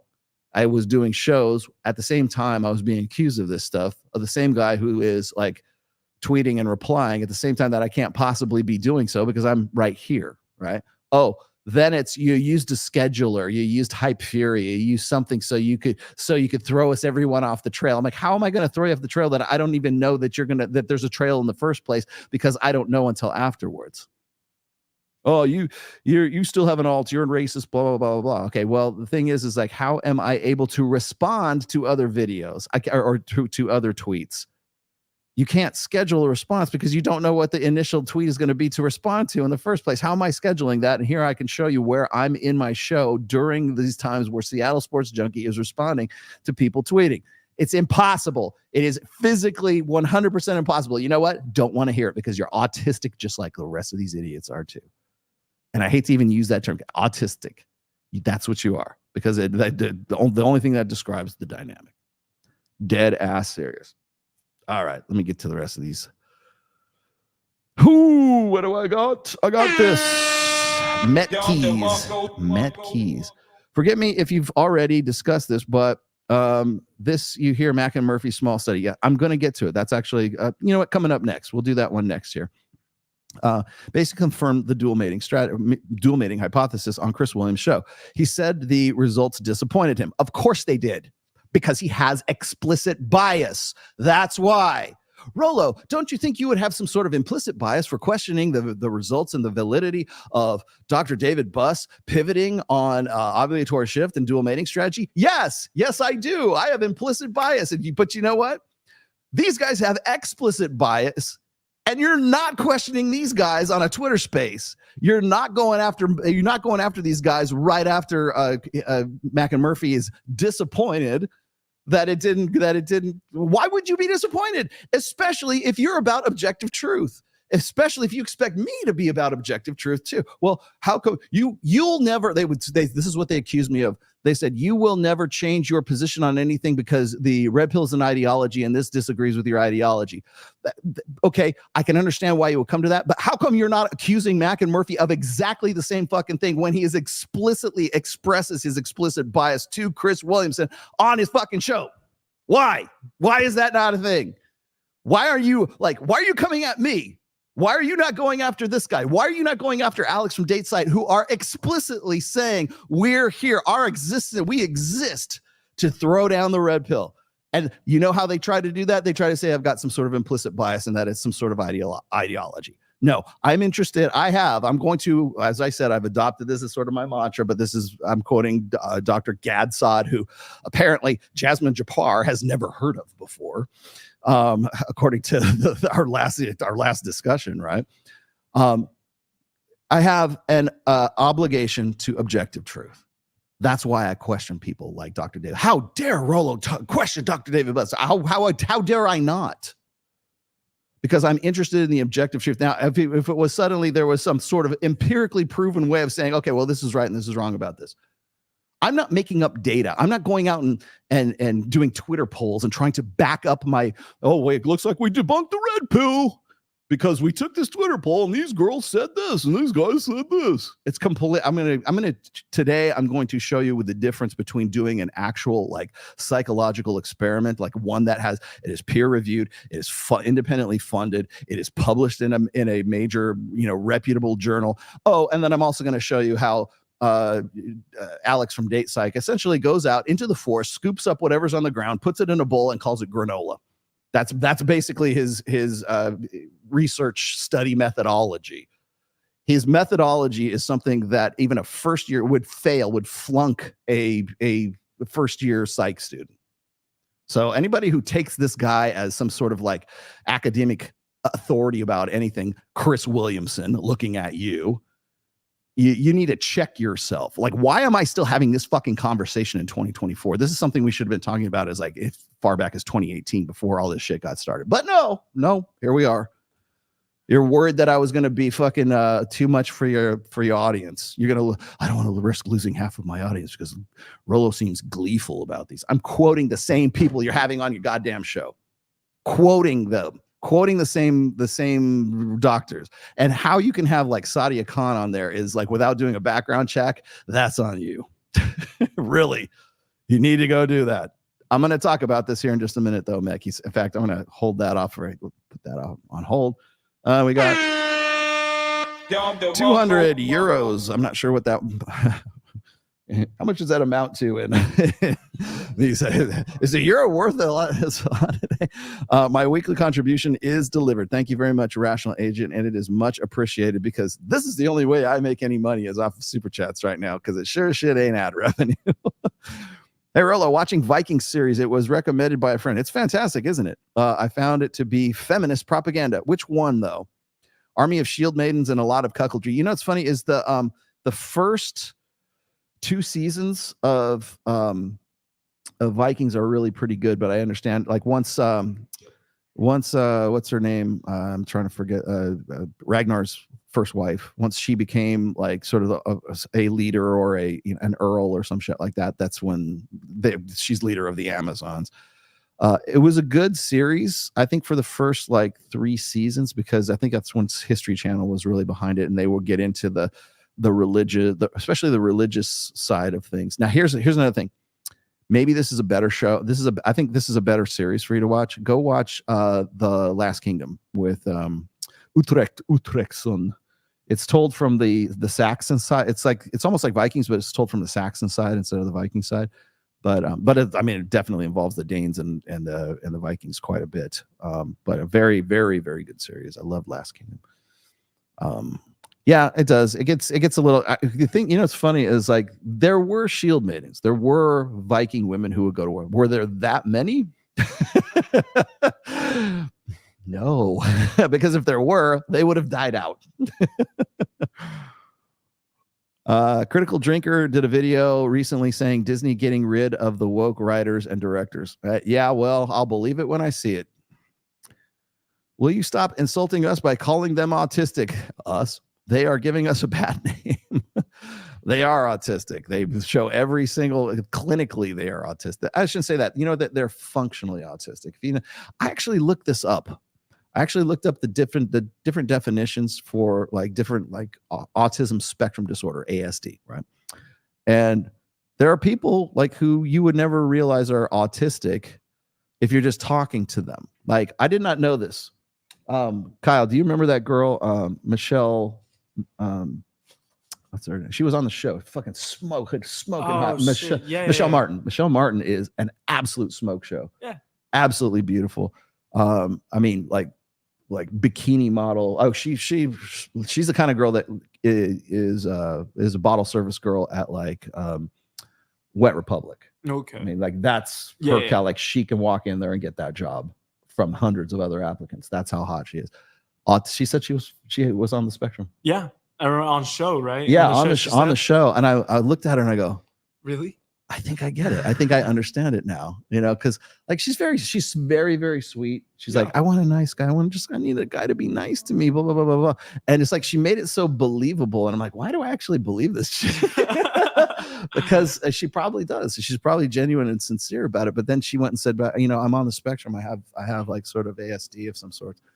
And I guess she has she's been clinically diagnosed. Oh, so okay. I'm like, okay, well, I guess that sort of shuts me up for a little bit, but she's functionally so. Like I didn't know until she said that, and then it clicked. Yeah, right. I go, okay, that's why she has this kind of verbal tick. That's why she's the mannerisms. Yeah, she is like if she knows you and you're like cool to her, she'll be very, very touchy feely with you. She's like very, very kino and stuff, and not because she's flirting with you or she wants to fuck you. It's just that's her. That she emphasizes her her conversation by like doing one of these things, like touching you like that, kind of thing. And it's like, it's not sexual, it's just her communication. It's how she emphasizes a point, right? And then of course guys are like, oh man, this hot chick wants to fuck me. No, it's the ASD kicking in. And you didn't get it. I didn't either, so don't blame yourself.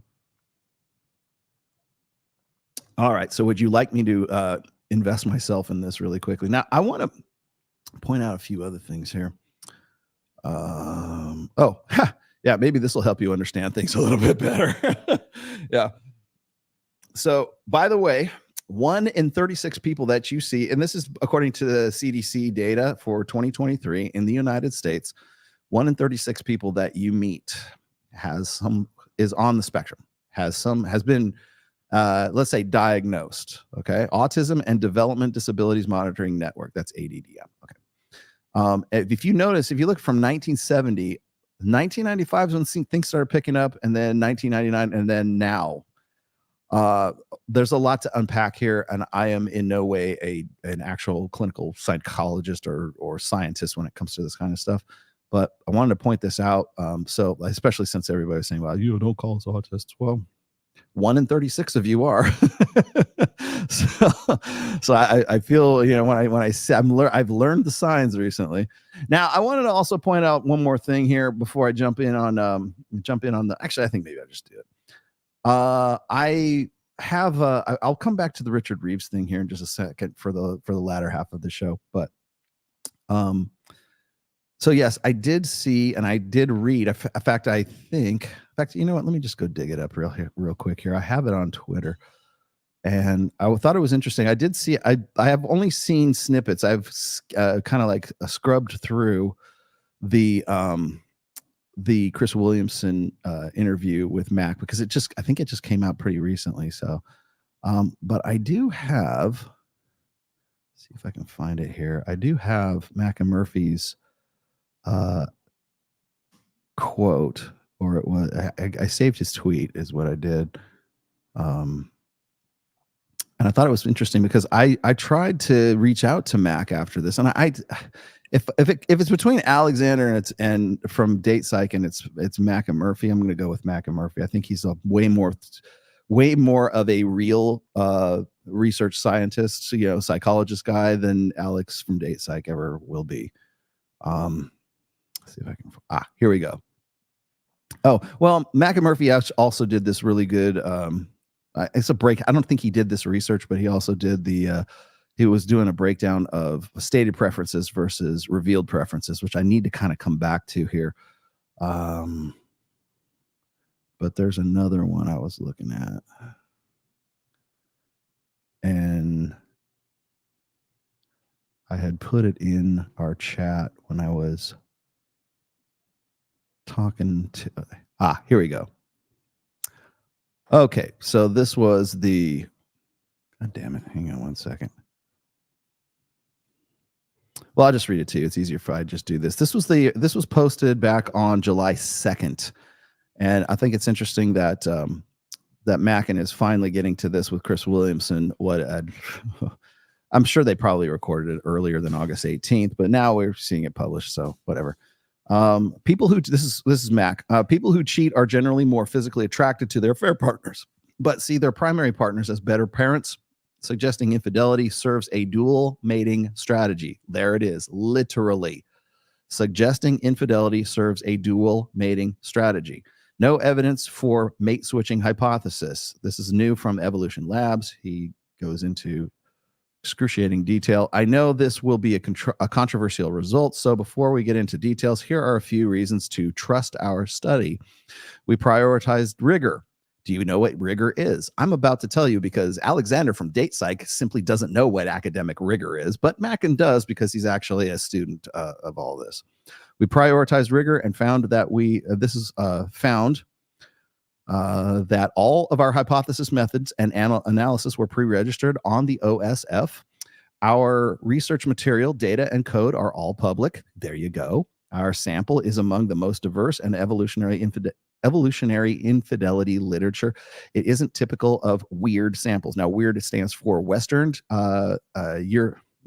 What was the E for?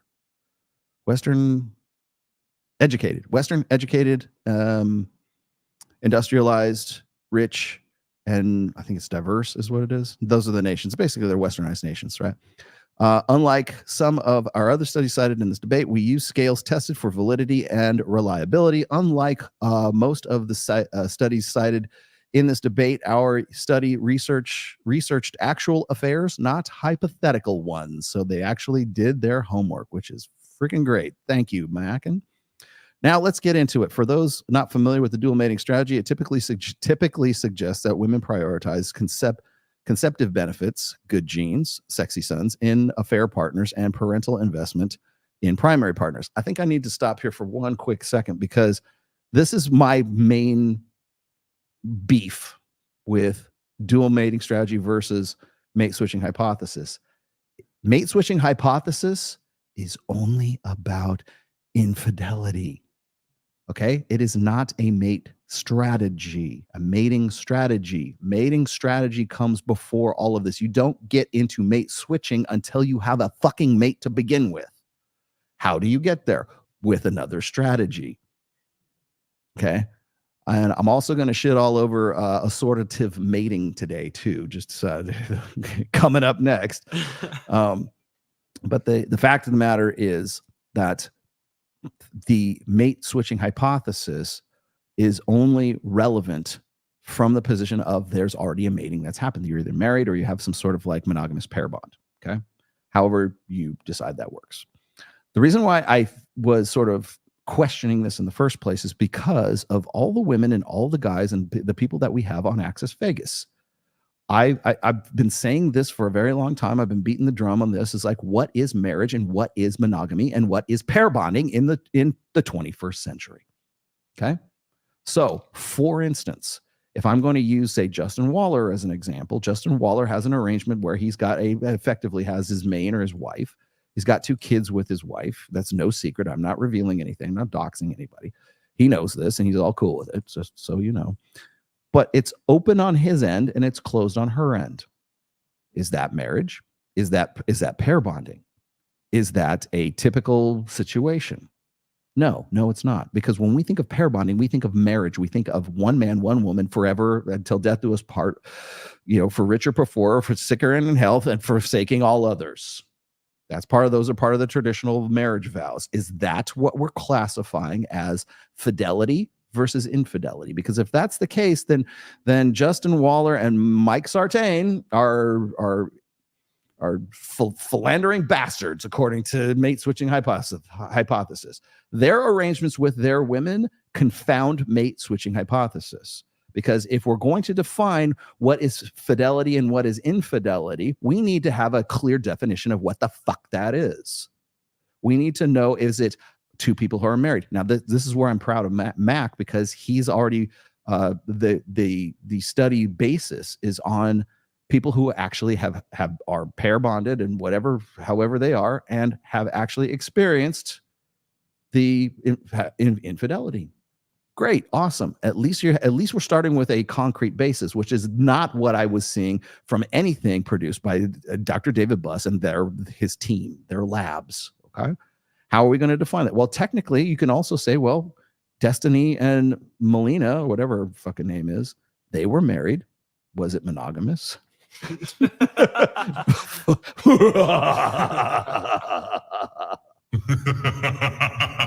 No, it wasn't. But they were married. Did Melina fuck around on Destiny with the guy that she's with right now? Did Destiny fuck around on her? Was there some sort of infidelity and impropriety between the two of them? Because they're already in an open relationship. So are we going to define mating and pair bonding under the context and the auspices of Destiny Melina? Because open on his end and damn sure open on her end. Okay. Was that a monogamous pair bonding? Should we include people who are in thruples to be included in this? Like, that's where I'm going with this. Ever since we passed the 20th century, or the 21st century, you want to know why we have had this conversation? And the marriage rates are at 6.1 per 1,000, the lowest ever in recorded history, right? Okay, well, Oh, and divorce rates are at the lowest rate too. Yeah, because nobody's fucking getting married, and so ergo nobody's getting divorced, right? Well, if you go and you ask like traditional conservatives, good God-fearing Christians from the Bible Belt, they're going to say that Melina and Destiny don't have an actual marriage, and so therefore should not be included. Well, it's married. Is that not a form of pair bonding? Only fuck other people, but you know, hey, we're bonded, right? We're kind of bonded. And then there's the guy. Then my situation is pretty obvious. I'm married to my wife. My wife's married to me, and it's closed on her end and closed on my end, right? All right.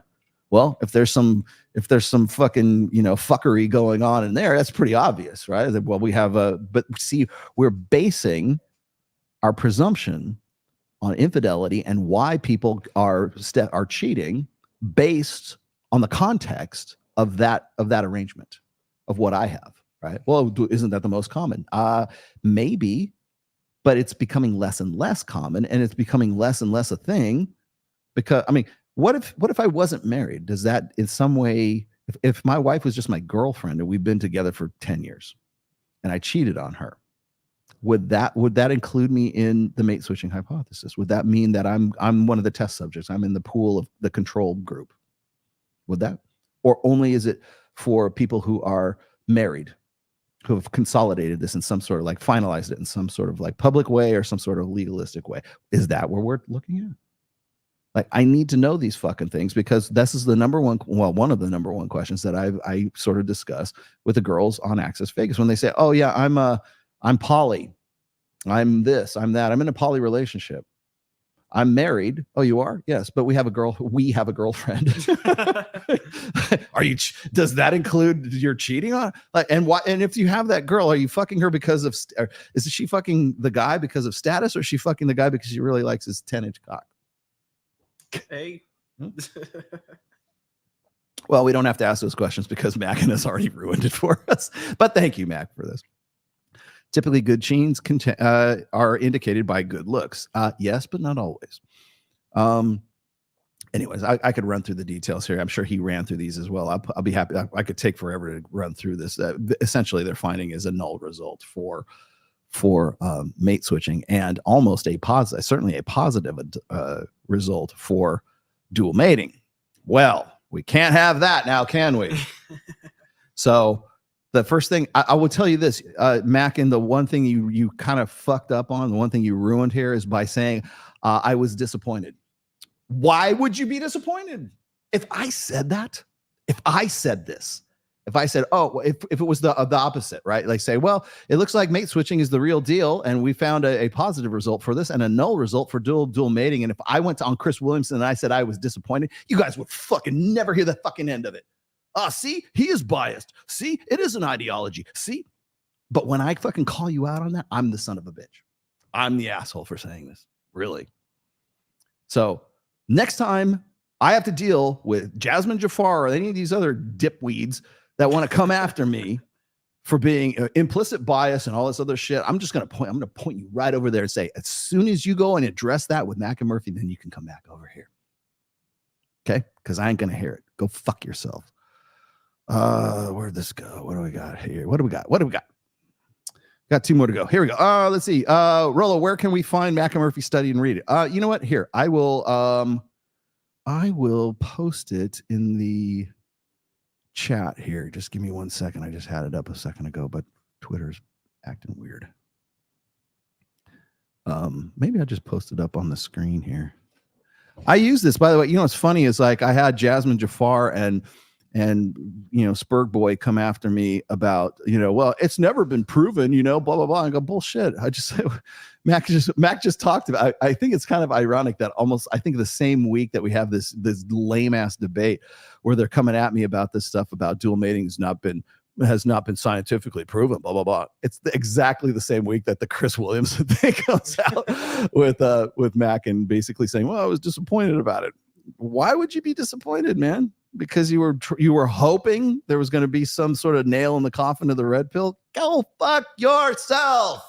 Jesus, man. How come I'm like, wow. He's like shit to the right. It's more than a man can take, man. I'm telling you. Like, what do I gotta do to fucking emphasize this shit? Okay, here I have it right now. You want me to show it to you? I'll be happy to show it to you. All right, I'm gonna put this up in the chat. Where'd it go? Oops, there we go. I'll put it up in the live chat. Here we go. This is the tweet, by the way. So you can, and this is where Mac like explains. There's also a link to the actual study that's in that too. So that's a link to the Twitter, the tweet that he put out. That is this one right here. Now, of course, they try to march it back and they try to soft sell it and they try to throw caveats on it because they were disappointed with the results. Wasn't what I expected, and I was a little disappointed. But why? Because you have an implicit bias that fucking predisposes you to being disappointed by it? What would that be, Macken? What would that be, Alex? Jesus Christ. You know, Mike's going to hate me for this fucking show. He really is, because he's been trying to get like Macken and Date Psych on. He's never going to get him on because they're too, like I'm too intimately like linked with Mike. Mac, I would really like. God, Mac, I promise you, I won't be an asshole. I promise I won't be an asshole. I promise I won't be an asshole. You could come on, like Alex, I'd be an asshole too. But fucking, I think Mac is starting to come around. I think he's starting to come around. Here's the screen share. Just so you know, I'm not full of shit here. There you go. People who cheat are generally more physically attracted to their Well, why would that be? You don't say. Yes. And I'll tell you the thing that gets me. Okay, so remember how I said this is all linked. Yeah. Okay, so just keep that in mind. Okay, all this shit is linked, right? I know this is controversial. This will be a controversial result. No, it'll be a disappointing result for you guys. Now let's get into it for those not familiar. Okay, now I wrote a very long post about my differences and what my take is on the differences between dual mating strategy and mate switching hypothesis. Okay, so you can have a look at all this good stuff here. Physical attractiveness. The problem that I have even with this, and I'm happy that it fucking came out the wrong way. Yeah, it's funny. It had to have been so significant and such a strong signal and such a high valence, I guess, in this study that they simply couldn't deny it. They had to come out and say, okay, I guess you got us, right? That's how bad it was. If it had been even a smidgen like, well, maybe there's a little bit of doubtful, maybe there was a little noise in the results, maybe our methodology could have been changed. Like if that was the case, they would have said that. but that's not the case, right? It was such a strong case that Macken had to go, yeah, all right. Mea culpa, you got us. So there's clearly something here, especially if he's going on Chris Williamson, sort of like, kind of, yeah, okay, it was, yeah, well, don't worry, we'll rejigger it the next time so we get a really good result, and we'll p-hack it for you as well. It's certainly not above that. But I'm sure that the beyond just the results sort of being disappointing for them, the main problem I have is the context in which they're sort of performing these studies. Like what's the basis? What are they looking for? And if you look at, I think I've got this right here. I'm going to show you, this is how you do this is good research. Where to go? Here it is. This is good research. Okay. Hopefully you guys can read this. I'm going to blow it up so I can see myself. Research design definition. This is, by the way, this is like straight out of my Psych 101 stuff. I still had this in my my notes when I was back in, I was like a first year student in psychology, right? So this is research design. I haven't even looked at this in so long. Research design definition. A research design is the arrangement of conditions for collection of analysis of data in a manner that aims to combine relevance and the research purpose with economy in procedure. Okay. In the conceptual structure within the research conducted, it constitutes the blueprint for the collection, the measurement, and the analysis of the data. These are basically the process of how you do good research. Okay. More explicitly, so these are the questions you have to ask yourself before you even start this. Okay. More explicitly. 1, what is the study about? 2, why is the study being conducted? 3, why is the study being carried out? Where will the study be carried out? What type of data is required? Where can the required data be found? What period of time will the study include? What will be the sample? What will be the sample design? What techniques of data collection will be used? How will the data be analyzed? In what style will the report be prepared? Okay, those are that's explicit design. You have to go through all of those, all 10 of those checks before you even have the research, before you even do the fucking experiment. So whenever fucking Alex from DatePsych does his online Twitter polls to grab data and say, oh, well, we did this and we checked here and our data shows. Well, who is our? Who the fuck are you? Like, why should we trust you? Why do we care about what the fuck you're saying? Because everything that I see come out of this guy has no academic rigor whatsoever. I've yet to see the kind of research that Macken has done here with the mate switching versus dual mating strategy. This is like a real published fucking experiment. That's why I said I'm proud of fucking Mac for this, right? I've tried to reach out to him and congratulate him for it, but I've never seen Alex from DatePsych do anything even remotely as comprehensive or as academic as Mac and Murphy. Now, research design has the following parts.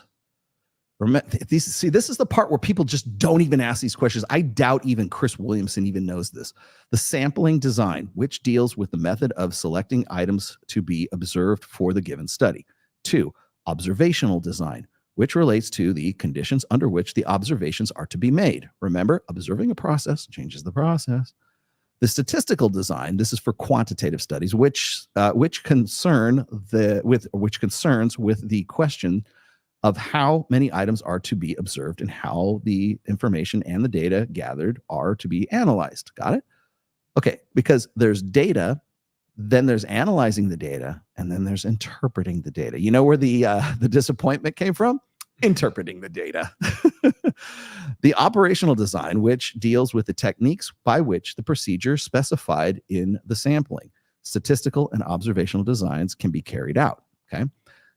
These are questions you will never hear anyone bring up of, well, even Mac and Murphy, right? But it's certainly not from, and this isn't Mac's fault. This is like Chris Williamson's fault. He doesn't know the process. He doesn't know what good academic research is meant and what the checklists are and what academic rigor is. In brief, a research design must contain a clear statement of the research problem, procedures and techniques to be used for gathering the information, the population to be studied, assuming there is a population, because sometimes this could be a quantitative thing, methods to be used in processing and analyzing the data. Unless you're asking those questions, Chris Williamson, don't take at fucking face value anything, even from David Buss or Gad Sod or Marty Hazelton or fucking certainly Alex from DatePsych. But you know what happens is these guys don't even question that and they throw it out there. Now, research design, last part. Research design, important concepts, dependent and independent variables, extraneous variables, control, confound relationships. You should be able to explain the null result, research hypothesis, and experimental and non-experimental hypothesis testing. Okay, so essentially, are you asking the right questions? Are you asking does your research and your experiment, whatever it is it looking for what you say it's looking for? Because there's a thing called harking, which is hypothesizing after results are known. Harking, H-A-R-K, okay?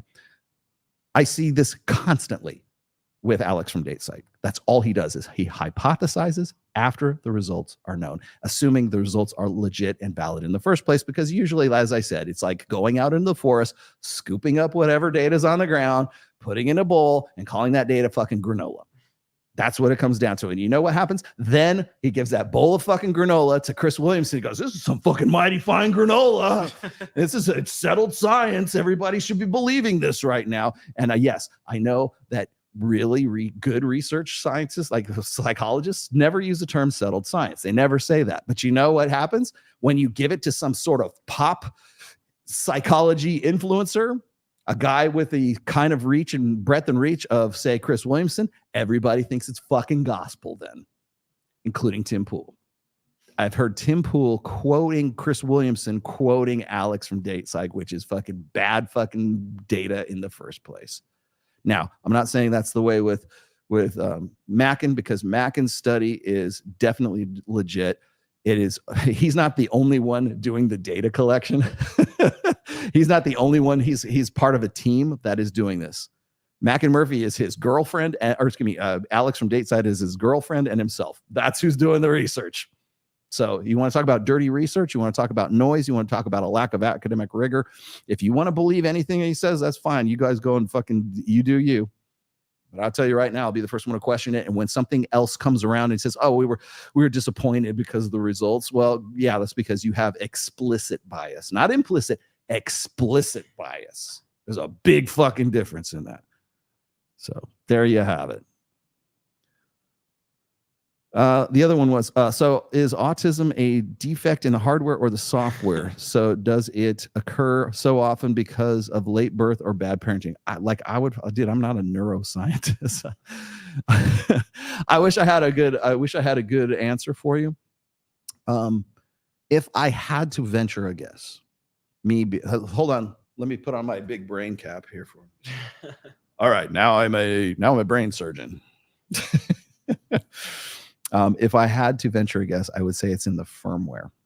Okay. The hardware, being that the hardware affects the firmware. Okay. So autism, I would say, is most definitely genetic.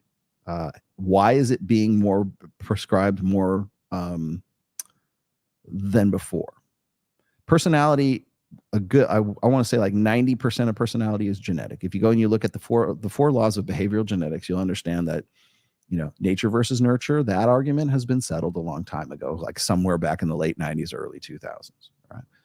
So once we plotted the human genome, everything went to fucking hell, man. So that also, by the way, that also might be why we have a predominance of diagnosis now, because we now know what to look for genetically speaking, how to say, oh, well, it looks like we've done the tests, we've done the blood work, we've done, the tissue samples or whatever they got to do. And you definitely are on the spectrum, sir. So here's your Ritalin, here's your Adderall. See you later. A lot of people want to say it's because women are taking like prescription antidepressants or whatever when they're in vitro, when they're pregnant. Right. I don't know.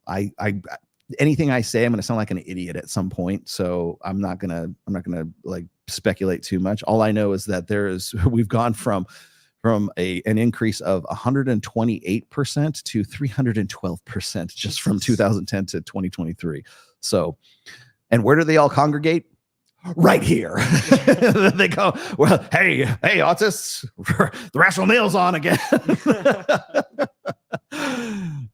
I see. Here's the thing: is I wonder. Like everybody jokes. I remember when I found this updated data. I used to have the data set that was from like 2000 or the late 90s to 2010, and then I found the data set from 2023, and I'm like, holy shit! And it was like 312% increase in diagnosis of autism. And by the way, autism doesn't mean like that. I mean, you could be slightly on the spectrum, or you can be really, really on the spectrum, right? Like Rain Man on the spectrum. Okay. There's a difference between being functionally autistic and being an autistic savant, like let's go cards. We're counting cards today. There's differences there between those two. That's why they call it a spectrum. Right. So perhaps the term that's in vogue is neurodivergent. You're special. Some way you're special. I also want to point this out, and this is going to get me into a heap of trouble. You remember I told you I'm going to offend you today. Here's an offense. They also study. I'll dig up the studies. I promise you I will for this one, because I'm going to get myself into trouble. But individuals who identify as non-binary genders, or they are trans in some way, are 6 times more likely to have been diagnosed with autism. So if you got autism, you're 6 times as likely to be like, I don't know, a demi boy or whatever the fuck you're coming up with, right? And so to me, that's a software programming problem, I guess, if I had to put it in those terms. Maybe I should explain it, because I don't get a chance to explain the sort of the breakdown. This is my bonehead way of sort of making things, simplify things for people, is that when I talk about like human nature, or I talk about like personality, or I talk about sexuality, or I talk pretty much anything, I'm looking at it from the perspective of hardware, firmware, and software. Okay, it's like it gets very. I got a laptop, right? This is the laptop. This is the hardware, right? So type, do all the stuff, the actual part of it. Then there's the firmware that has to be there to sort of aid the. You got to be able to run the computer, right? So the firmware in the human, like our physical sense, like my body. This is my firmware right here. Put it on the bicep cam, right there. You go. This is the firmware. Okay. So the firmware is the body, is the mechanics, is the blood, is the oxygen, is the senses, is the blah, blah, blah, blah, blah. Got it? Now there's the firmware that goes with the hardware. Sorry, this is the hardware. The firmware is what is running the hardware. Okay. And it's sort of like your starting package, your operating system. It's like it's what you get to so that you can run the hardware in the first place. And if you've ever had to do a firmware update on your computer or on like my Trezor, my crypto Trezor is constantly asking me for a firmware. It kind of worries me sometimes. But it's got a new firmware update, or I get sketchy when they want to update firmware rather than like, operating systems. Operating system, that's programming, right? What are your beliefs? What can you, like, according to your hardware and your firmware, can you perform advanced math? Do you know, can you do art history? Are you creative? Are you whatever? Right? The programming is something that you get from your environment, learned behaviors. I'd say to a certain degree, a lesser degree, I think probably like your family, your upbringing, what your beliefs are, what your religious beliefs are, what your personal tastes are, what kind of music you like, what kind of art you like, who you like to fuck, that kind of stuff. A lot of that has to do with software. So that's like sort of our beliefs and our programming. It's like, what do we think?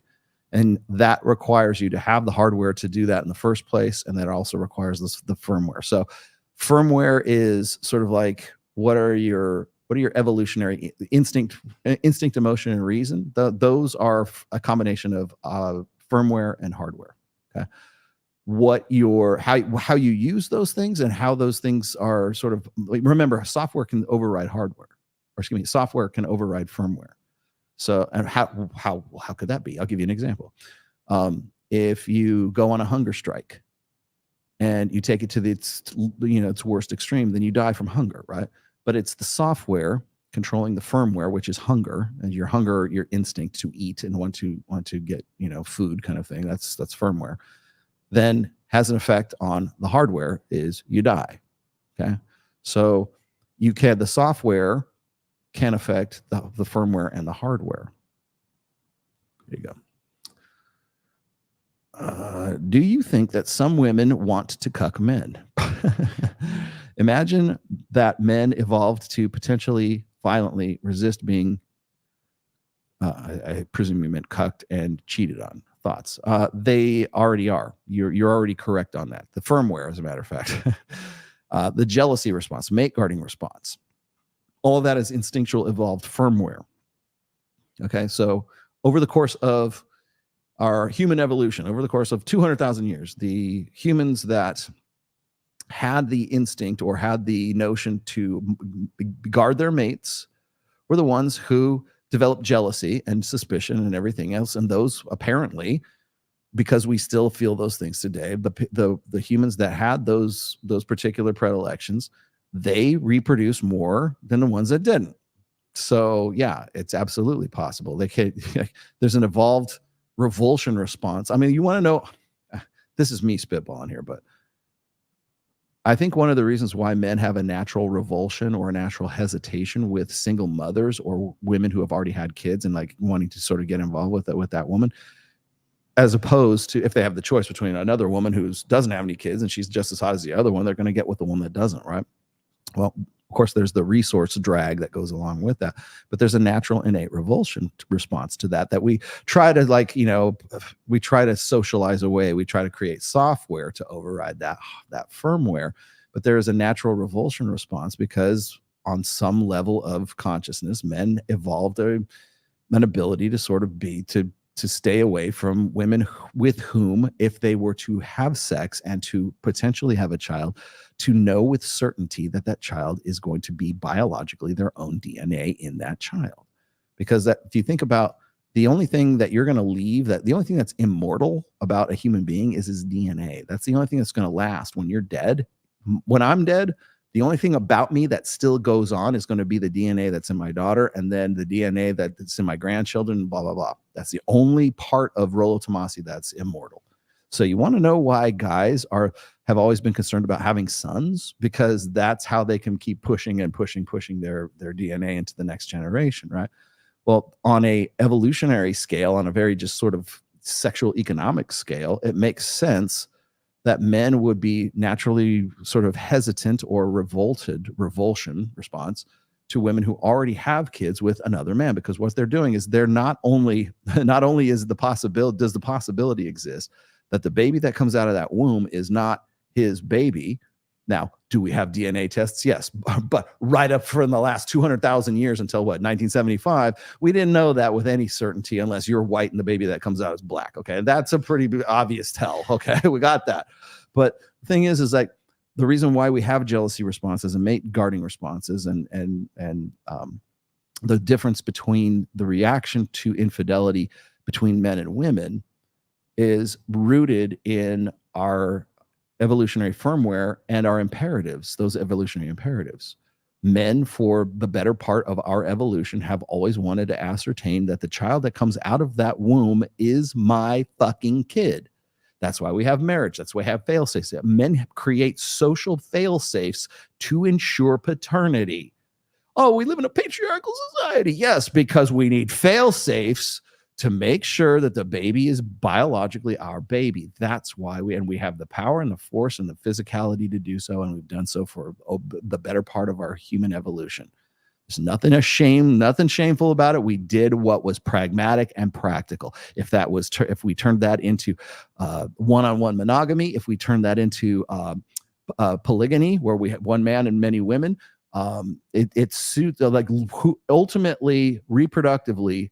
Who does that suit? It suits the man, because the man is putting his seed into the next generation. The only thing immortal about him is going to be the children that are produced with his wife and his concubines, right? We have defined powerful men over the history of humanity by three fucking things. And by the way, this is also for the great apes and primates as well, okay? Territory, resources, and access to preferably virgin females, a lot of them. That's why emperors of China, dynastic China, had the forbidden city and guarded by who? Eunuchs with their pricks cut off. So those dumb sons of bitches are there to guard the women, and they can't fuck the women, and virtually guaranteeing that the emperor is going to breed with them and send his spore off into the future, right? That's one way of doing it. If you go and you look at Genghis Khan, probably not probably on a lot of guys' shit lists during his time, but what is it? 1 in every 200 human beings on planet Earth can trace some sort of genetic legacy back to Uncle Genghis Khan. I really want to take like a 23andMe just to see if I'm in any way related to Genghis Khan. God, how awesome would that be? But probably not. I have no Asian. I don't know though. Unless something happened way back in the Viking days, I'm not sure. Unless we took some Chinese slave in the Viking days, I don't know. But those are the things that defined a powerful man: resources, territory, and access to beautiful women. Whether you're like in the Amazon rainforest and some like hunter-gatherer tribe, the chief gets to fuck 4 or 5 women, and you get one because he's the chief, he's the boy, he's the man. Right, he's the alpha male, and then there's the kings, and then there's the emperors and everything else, right? So, and by the way, that's exactly what primates do. Go read Alpha God by Dr. Hector Garcia, another masculine apologist, of course, but his data and I don't have to agree with his politics and his ideology, but his data is fucking like bulletproof. So I'll give credit where it's due. Do I think that some women want to cuck men? No, I don't think they want to. I think it's a mating strategy. Cuckoldry is a mating strategy. Again, it's getting the best seed from a Sexy Son's theory, getting the best seed from The alpha seed, beta need, alpha fucks, beta bucks. I wish we would have got it. I wish we could have like discussed that on this fucking fucked up, stupid ass debate that I was supposed to do on Wednesday. We never got to that. In fact, all it was you said this one time and now you're a liar about it. Like, can't we actually talk about alpha fucks and beta bucks? Because I'm going to fucking wipe the floor with you. No, you're a liar. Okay, well, fuck off. So when we're talking about like, do women want to cuck men? I don't think they necessarily want to cuck men. I think they in some ways see it as I think you're confusing desire with proximate outcome and ultimate outcome. Do women ultimately want to have a child that is genetically going to be able to survive into perpetuity? Yes. And again, if you'd like me to explain sexy sons theory in a nutshell, sexy sons theory, and this is by Robert Trivers, parental investment, sexy sons theory. Okay. So women select genetically superior men with physical, which is almost based entirely on physical protocol, looks, physical prowess, muscularity, blah, blah, blah. Height is another one. Because if they have a son with that father who has if the father has all those qualities, and they have odds are, the likelihood is that the woman will have a son that bears the same features as the father. Okay, height, muscularity, physical dominance, what we would stereotypically call alpha features. The idea is that that woman is having sex with that guy because if she breeds with him, the likelihood that she will have sexy sons, meaning that they will be hot enough to, if dad was hot enough for her to want to fuck, that means Junior is going to be hot enough for other women to want to fuck. Ergo, her genetics go off into the next generation. That's the sexy sons theory. Okay. Now, the problem is that the guy who has all of those great qualities might not be a good provider or protector or parentally invested either. So the beta buck side of it might be lacking. And so if the long-term security is not there in that guy, she's got to find another guy who has that. So rarely do the alpha fucks and beta bucks manifest sufficiently in sufficient balance between the two, but in one man. And usually at the time that woman wants those. So again, is she plotting this? Is this something that's a cognitive process? No, it's not. It's what's called a proximate outcome versus an ultimate outcome. The proximate outcome is this potential father is so hot, I want to fuck him right now because he seems like a really great sexual experience, and I can't wait to get off with this guy. That's the proximate outcome. The ultimate outcome is sexy sons. If I breed with this guy, odds are I will have sexy sons. Is this part of some grandiose, I want to do this? No, it's not. It's part of the firmware. It's not part of the software. There you go. Super chat. Is it possible to repeal the 19th? No, it's not. And take away women's rights? No, it's not. Why do you want to? I ask because Myron Gaines from Fresh and Fit. Is that where he's from? Myron Gaines is from Fresh and Fit. Wow. Says women shouldn't vote or have rights and are useless to society except for sex and except for sex. Very strange. Giuseppe De Fraia, it's you again, my friend, my Italian friend. Giuseppe, do you think I don't know these things? I know who these people are. No, Giuseppe's been on the show. He's super chatted in on a few other occasions as well. Do I think, okay, would you like me to give you, well, he gave me $20. So, let's see. When it comes to repealing the 19th, if you, okay, go do it. How are you going to do it? Please show me what your plan is. It's easy to say, end the Fed. It's easy to say, smash the patriarchy. It's easy to say, crush the government. It's easy to say, repeal the 19th. Okay, what's your plan? Tell me how you're going to fucking do it, man. Tell me how it works. And then tell me what the world looks like after the revolution. Tell me how you plan to rebuild society afterwards. Tell me what do you think the net result will be if we take away the right to vote from women? How are you going to do it? And then if you could do it, what's your plan after the revolution? Everyone's an anarchist until the day after the government is overthrown, and then they don't know what the fuck to do. No one has a plan. And if you have a plan, you're a fascist. You're just as bad as the people you just overthrow, right? The proximate outcome is let's go raise hell and start a riot.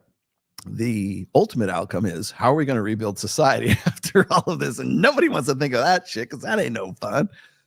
Fuck that. I don't think we should take away women's right to vote there because you're not going to. You know what I want? Here's what I would say. Don't repeal the 19th. First of all, it's impractical. It's stupid. It's untenable. You're never going to do it because you know who will fight you? Other men, not women. Women decide the fate of this country, period. All politics are gender politics. And it is a zero-sum game, no matter what a guy like Richard Reeves would love us to believe. The thing is like I get this. Like Richard Reeves he's got his outlook is this. Is like like I said, he's really good at defining the problems. He's really good at really good. He's basically analyzing and diagnosing problems that the red pill has diagnosed for a very long time. But the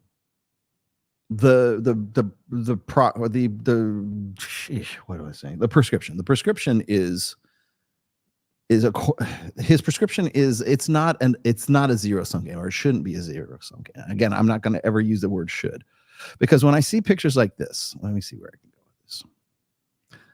I've used this before. I took this in I think I took this in San Francisco one time when I was doing like liquor promo. Okay. This was up on some sort of chalkboard thing that I forget where I was. It was at some promo or was at some on-premise thing I was doing. I said men and white people. Yes, that's what that little thing says up there. Need to be actively disadvantaged for equity to be achieved. And I hung on to this for a long time. I posted it a few times. I think I might have used it for a blog post occasionally too.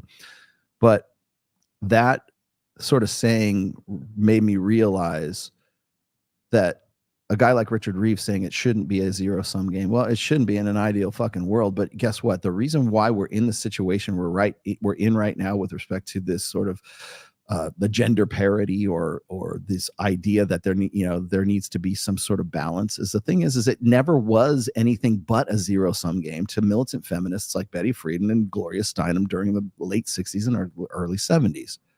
The reason why we're where we're at right now, the reason why men are hurting, the reason why we have all this suddenly this crisis of masculinity and we want Justin Baldini to fucking solve it for us with a good fucking struggle session and a good cry is because it was a zero-sum game, and it still is. You have to give it. I will give 1 point to the feminists. They realized this early on. If you want to achieve quote unquote equity, like it's funny because like the problem, like the sickness, is described in the cure. So you got for equity. Now, if you read this backwards, for equity to be achieved, men need to be actively disadvantaged. How is that? If you're looking for equity, and it's not a zero-sum game, then why would men need to be actively disadvantaged? Because when Richard Reeves says, well, we can do things for boys without affecting and without in any way sort of lessening or damaging or in any ways making, putting women at a disadvantage and still bring men up. No, we fucking can't. Because the problems we face today were caused because feminists didn't play for equity. They played a zero-sum game because they knew from the beginning that the feminist utopia is a police state, right? The gender wars, the gender divide, whatever we're calling it today, is the result of women presuming it was a zero-sum game. Ergo, men need to be actively disadvantaged for equity, not equality, equity to be achieved. So if that was the solution to empowering women during the late 70s, why would it not be the solution for men in 2024? Why would the game they didn't play fair then, but we're gonna solve everything by playing fair. No, you're fucking not. And that's why I keep saying it's not about, I don't care if women have the right to vote. You know what I care about? I care that women are held accountable for those fucking votes in the first place. Because up until now, we go, well, women can vote for whatever, they can do whatever they want, they can be whatever they want. And you know what? We give them a pass and we give them fail safes and we give them everything we can possibly give them to disavow or disqualify any consequences that might come from the choices and the decisions that they make. So what is a vote? It's a decision. When you vote for certain things, like Aaron Clary's like, he's a fucking mercenary about this shit, man.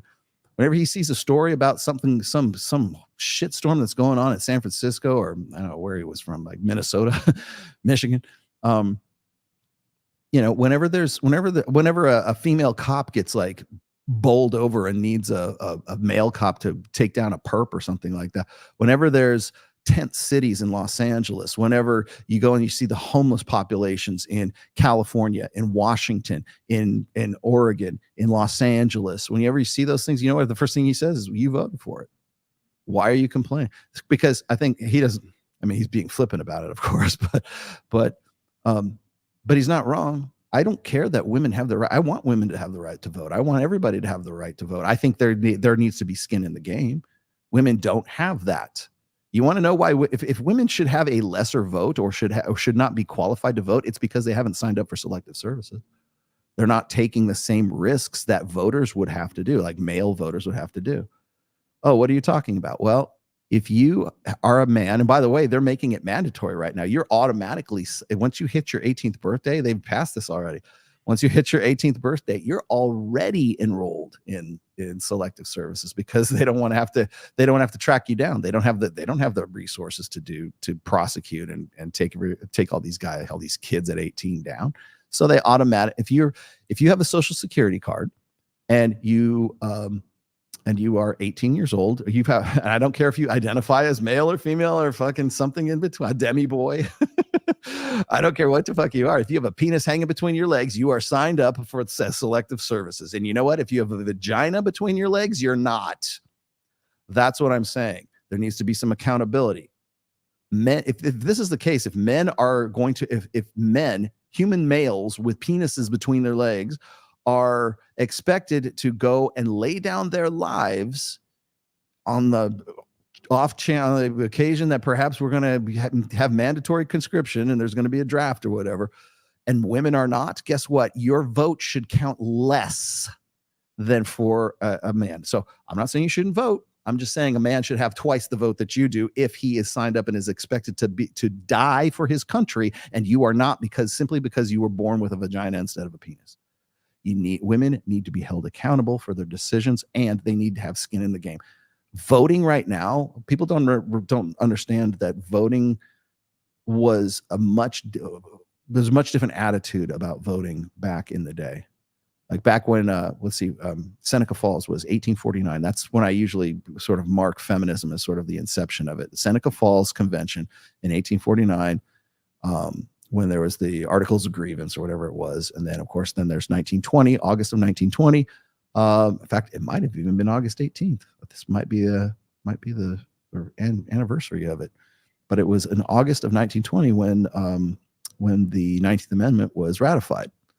And by the way, it was ratified by one vote, because I think he was a senator from Tennessee. He was a young kid, and his mom sent him a handwritten note. His mom he was going to vote no, and they weren't going to get the vote until his mom said, "Be a good boy and vote for votes for women," or some shit like that. And he changed his vote, and that's how it got changed.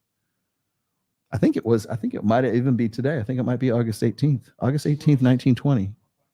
Find out when the 19th Amendment was ratified. It might be the anniversary of that. So August 18th. I'm that fucking good, bitch. I am that fucking good. Yes, August 18th, 1920. I forget the senator's name, but there's the story goes that his mom sent him a letter that convinced him to, because he was a chump, right? Oh, I'll do what mommy says. Right.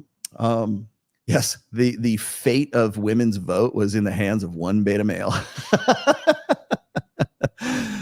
Oh, so anyways, again, my take on sort of like repeal and anything is it's never going to happen. It's stupid.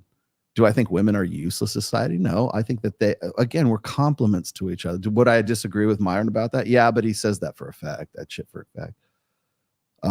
Do men offer more to society than women do?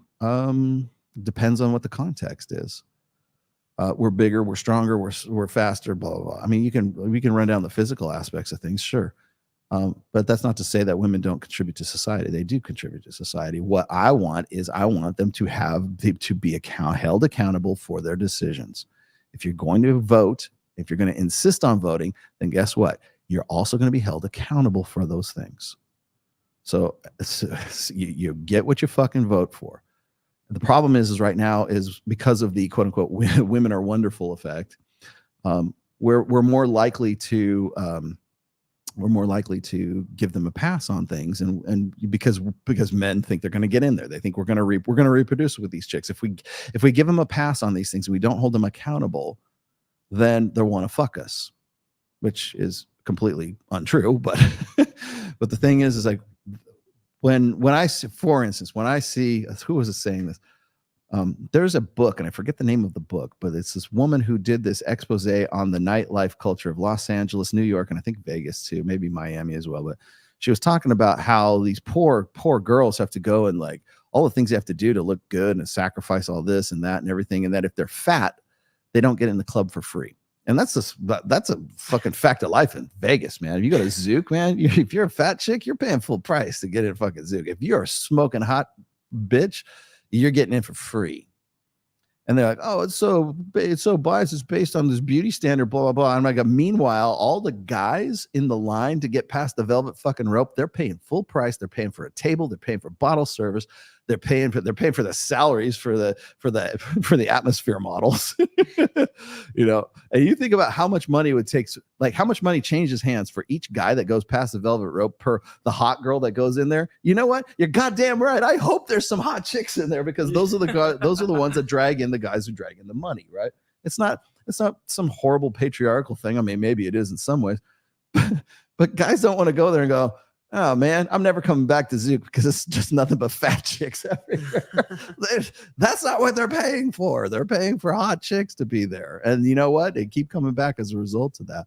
That seems horribly, horribly unfair, right? Oh, yeah, unless you happen to be the guy paying that. So but what I'm saying is there's a separate standard of justice for men and women, and there's also separate standards of like when it comes to double standards, right? Whenever we say the word double standard, we think women, right? Oh, well, how come this is a double standard? This is the only double standard that exists in girl world, by the way. It's well, if a guy has sex with a bunch of girls, he's a superhero, he's a stud. But if a girl has sex with a bunch of guys, she's a slut. How horrible, right? Well, okay, that's a double standard. You're right. It is a double standard. So what? Deal with it. It's welcome to planet fucking Earth. But you know what else is a double standard? But like I can name dozens and dozens and dozens of other double standards that only work only work for women and work against men. If you're a hot piece of ass, you get past the velvet rope. If you're a guy, you pay full price. That's horrible. What a double standard. What if I'm just as good looking a guy as this girl is? How come I don't get in for free? Because you have a dick. That's why. How come I get signed up for selective services immediately? Because I have a penis and you have a vagina. That seems like a really bad double standard, because I could die as a result of this and you're going to live. And why? Because we want to protect women. It's because it's the innate protector dynamic. Women are the incubators of the next generation. That's why we put them. That's why we allow them to get a free pass. That's why we allow them to sort of like give them fail safes. Like we look at like, say for example, like abortion, for example, that's a fail safe. You made a bad reproductive decision. Don't worry, girl. We have legal safe abortion here. And so you can go out and you can flush the kid and you can get on with your life and you can live a better life. And if you're not ready for a child now, it's okay. We have these services and we can get rid of the child for you. And then you can go back about your business, right? Well, why would a woman want to get a divorce or an abortion? She made a bad reproductive decision, barring rape. She made a bad reproductive decision. And now she wants to get out. That's a fail-safe. That's all abortion is for women, is a failsafe. And anybody who wants to challenge me on that, say, well, what if the baby's life? Okay, those reasons are a fraction of 1%. 97.8% of abortions performed in the United States are elective. So, drawing from that pool of candidates, it's most definitely a failsafe. Failsafe against bad reproductive choices. And we have fail-safes, and we have, make women blameless when it comes to their political stuff. Important biohack for autism. The brain is 40% DHA or EPA. Your brain needs oily fish. Okay. Oily fish. That's going to be the name of my new band. Oily fish. Here we go. Based on hypergamy, if beta bucks is taken care of, is it possible that intelligence is being selected out? Good question. Idiocracy. Assuming the adaptive process to solve reproductive problems seems to be exclusive to beta bucks, because beta bucks are more intelligent than alpha fucks. I think that's a bit of a stretch, but I think the presumption is that beta bucks would be more intelligent than alpha fucks. That doesn't necessarily have to be the case. And remember, women aren't asking you for an IQ test before they fuck you. I haven't had that happen yet. So, hey, Rollo, give me your IQ. What are you, 130? Nah, not a high enough. Based on hypergamy of beta bucks is taking it. Okay, now here, I'll give you a concrete example of this, Rick. I've seen studies, and I would have to go look them up, but this is because this is a while back. But I remember back when I was writing, I think in the first or the second book, I've seen studies where, and I was fascinated by this, by the way. But when you look at like in vitro fertilization, or women going to sperm banks or getting a sperm donor because they want to electively become a single mother, or for whatever reason, like if their husband can't, like he doesn't have any swimmers or whatever, and they're looking for a sperm donor, whatever it is. And by the way, this happens now more often than not. They're sampling from the same sperm donor over and over again. I was reading just recent articles about how there's guys in Norway and Denmark, go Danes, right? Are basically like repopulating the world with single mothers, because they're choosing these sperm donors through not through fertility clinics, but they're just basically saying, hey, I'll jerk off in a cup for you, and I'll meet you on the train, and I'll give you this, and you're going to give me like $300, right? Or whatever the fee is, I don't know. But the problem is I guess there's these, I don't know if they're public sites or they're dark websites or whatever, but there's basically sperm donors that they're just basically mercenary sperm donors, right? They're not like approved by sperm or by fertility clinics. And essentially what they do, and I showed you it was a joke in the beginning, but remember the turkey baster thing? I forget, what is it? The something mom, the happy mom, or whatever it is. I forget what it was. Something mom. And it was like basically this: you take the sperm and you pull it, and you put it in the thing, and then you take the thing, you put it in your cooch, and you just. Could you not just get the? Hey, you know what? I'll fuck you for an extra $100. How's that? We can just do it we can do it the holistic way, right? But the sperm donors, the problem they're running into is that all these women are using the same father, and so technically all of the British women looking for a sperm donor, they're going to have Danish kids, right? As a result, or from Norway or whatever, because they happen to like Sven because he's 6'5" and he looks like Justin Waller, right? They're not selecting him because he has a Nobel Peace Prize in advanced mathematics. They're not looking for the guy. They're looking for 6'5", trust fund, blue eyes, literally blue eyes, all that because that's what they're looking for. So that's more recent. I've looked at other older studies from 2013, 2014, where they keep track of like who women are choosing, and they're not choosing the guy who's the egghead. They're not choosing for intelligence. They're choosing for physicality is what they're doing. It's nice if the guy is a good looking lawyer. Okay, that's icing on the cake. But if the guy's just sort of like a donor and he's a basketball player, he's an amateur boxer or something like that, he doesn't even make all that much money, it doesn't matter. They're looking for physicality. And then so these studies and by the way, quantitative studies, because they have to say this is the guy that they put his jizz in their cooch, right? They're looking for the golden retriever. Yeah, 6'5", finance, 6'5", blue eyes. God. And that shit translates over into sperm donation, into fertility clinic stuff, right? So they're not selecting for, provisioning, protection, and parental investment or intelligence for that. Like, because again, just because the guy has a lot of money, and if they just want a sperm donor, they're not looking. The prime criteria, the prime directive is not about intelligence. It's about, if the guy's like, if he looks like Justin Waller and the guy has an 80 intelligence, and the guy looks like Justin Waller and he has 120 intelligence, they might go for the 120 intelligence version of. But if he doesn't look like Justin Waller, it doesn't matter if it's 80 or 20, right? They don't care. They're not looking for that's not the prime requisite in all of this. So, but so that's that would be the way I would outline that. Okay, here you go. If you wanted it again, super chat. I know it's a super chat. Thanks. You're wasting valuable characters there. I know, because I super chat every now and then. Patriarchy is a balanced system where women demand resources, investment, and men in return have responsibility. Yes, with authority. Thank you for quoting the Rational Male. Patriarchy is not oppression. It is a balanced system that benefits for the sexes. Patriarchy is good for women. Yes, it is. It's also, I should also point this out too, because that's thank you for reading that verbatim. But the reason why I say patriarchy is a balanced system is because I was comparing it to feminism. And I don't think enough people really understand the difference between gynocentrism and androcentrism.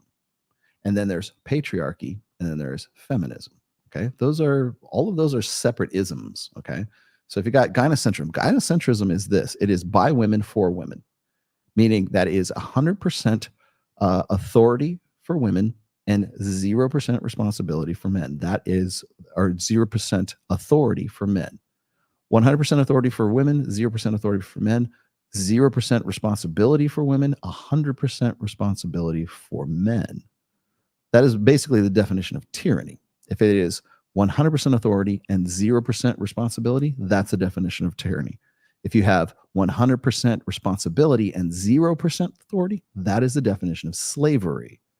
So when you look at gynocentrism and you look at androcentrism, which is just the male and they're just the flip side, right?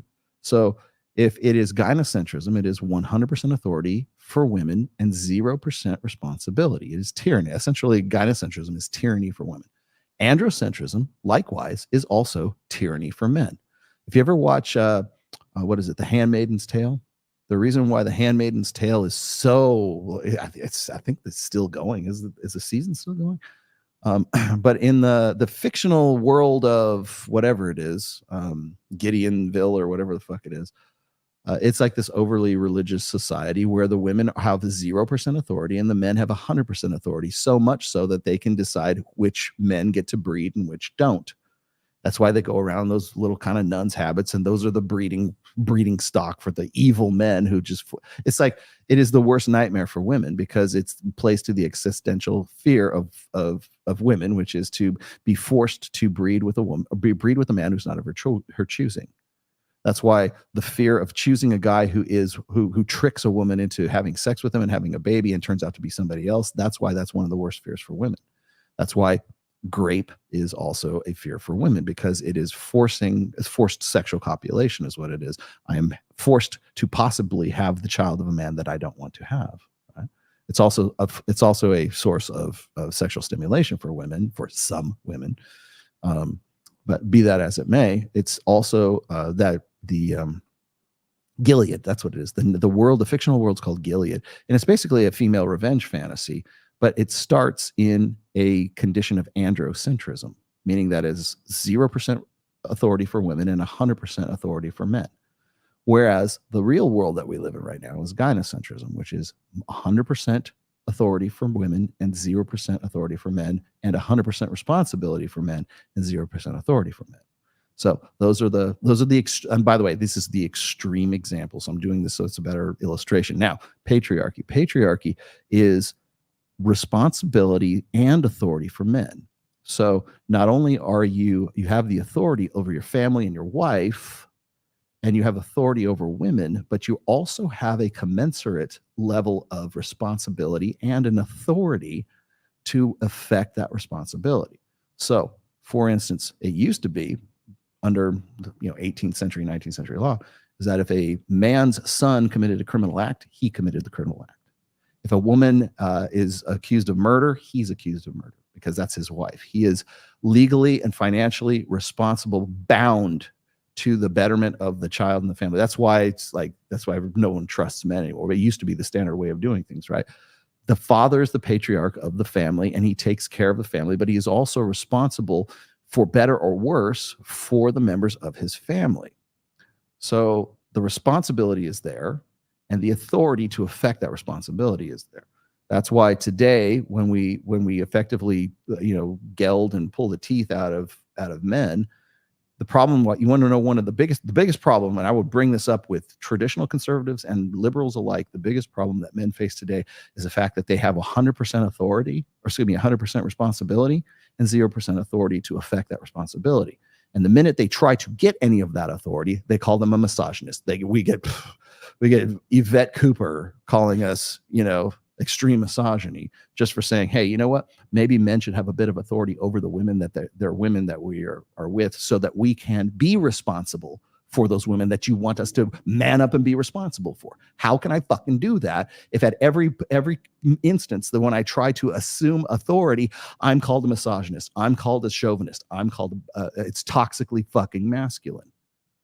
So men don't even pretend to authority. They don't even try to presume that they would have any authority. Yet they're still held responsible for the same things that a patriarchy would have held them responsible for in the old order in the 20th century, right? But they don't have the authority to affect that anymore. So if their wife, they can't be anything but an equally, egalitarian marriage. If they can't have anything other than that, you're never going. That simply can't exist, because that's not how the hardware or the firmware or the operating system, the innate software evolved. Women cannot look up to a man who is her equal, and they want to look up to a guy. That's why the number one precipitator of divorce is a man losing his job, because now she has no way to respect him because he doesn't have a job. He's not gainfully employed, and guess what? Now he's dead weight, and oh my God, he can't provide, protect, or have any kind of real parental investment unless he has that job. And if women are the one that is providing the security to him, guess what? Now the role switch. Now she's the man. Now she's the one that is the protector, the provider, and the parentally invested one, right? And he's just dead weight. He's another child. He's another mouth to feed. I think people would definitely agree if I said, like, hey, I lost my job, I'm looking for a job, I can't really find a job, blah, blah, blah. Oh, that's tough times, bro. Right? You'd say that to women, and it's like, oh, you're still with them? Yeah. It's a loss. Hell, even mate switching hypothesis is founded on that principle. Mate switching hypothesis doesn't exist if we lived in a perfect, idealized, utopian, egalitarian, equalist society where men and women, where it wasn't a zero-sum game. You would not have mate switching hypothesis, or dual mating for that matter either, if the sexes didn't operate that way. If we operated if everything was like fucking rainbows and puppy dogs and everything, then that wouldn't make any difference. But it does make a difference. That's why women want to trade up, like according to mate switching hypothesis. That's why would women trade up? Because they have this is a term that was coined by Dr. David Buss. It was poor mateship. Well, did that poor mateship happen before or after the marriage? Did it happen before or after he lost his job? That's the thing I would bring up. But anyways, whether we like it or not, MGTOW seems to be the direction we're heading towards. Of course we are. You know why? Because we're almost through the election cycle. We'll be this time next year we'll be talking about MGTOW like full time, guaranteed, because that's how the cycle works. The direction we're heading, as a guy, you can just go out for so long, yet most women won't be able to maintain long-term relationships either. Do you feel good about that? Is that a good thing?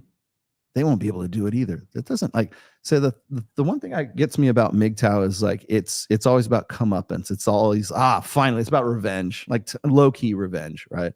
Ha, well, I went my own way. And look, now she doesn't have any babies, and she's lonely, and she's a cat lady, and she has a job. She makes more money than me and everything else, but she doesn't have a man. Do you think she cares?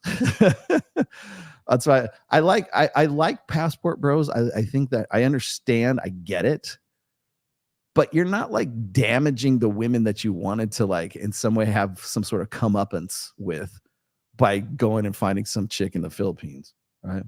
Ha, I'll show these Western bitches a thing or two. I'm going to go off to fucking Thailand or, Vietnam or Philippines. I'll find me a hot feminine girl who defers to me, and I'll bring her back to the States. And then like 6 months after she's here, she's just like any other fucking Western chick.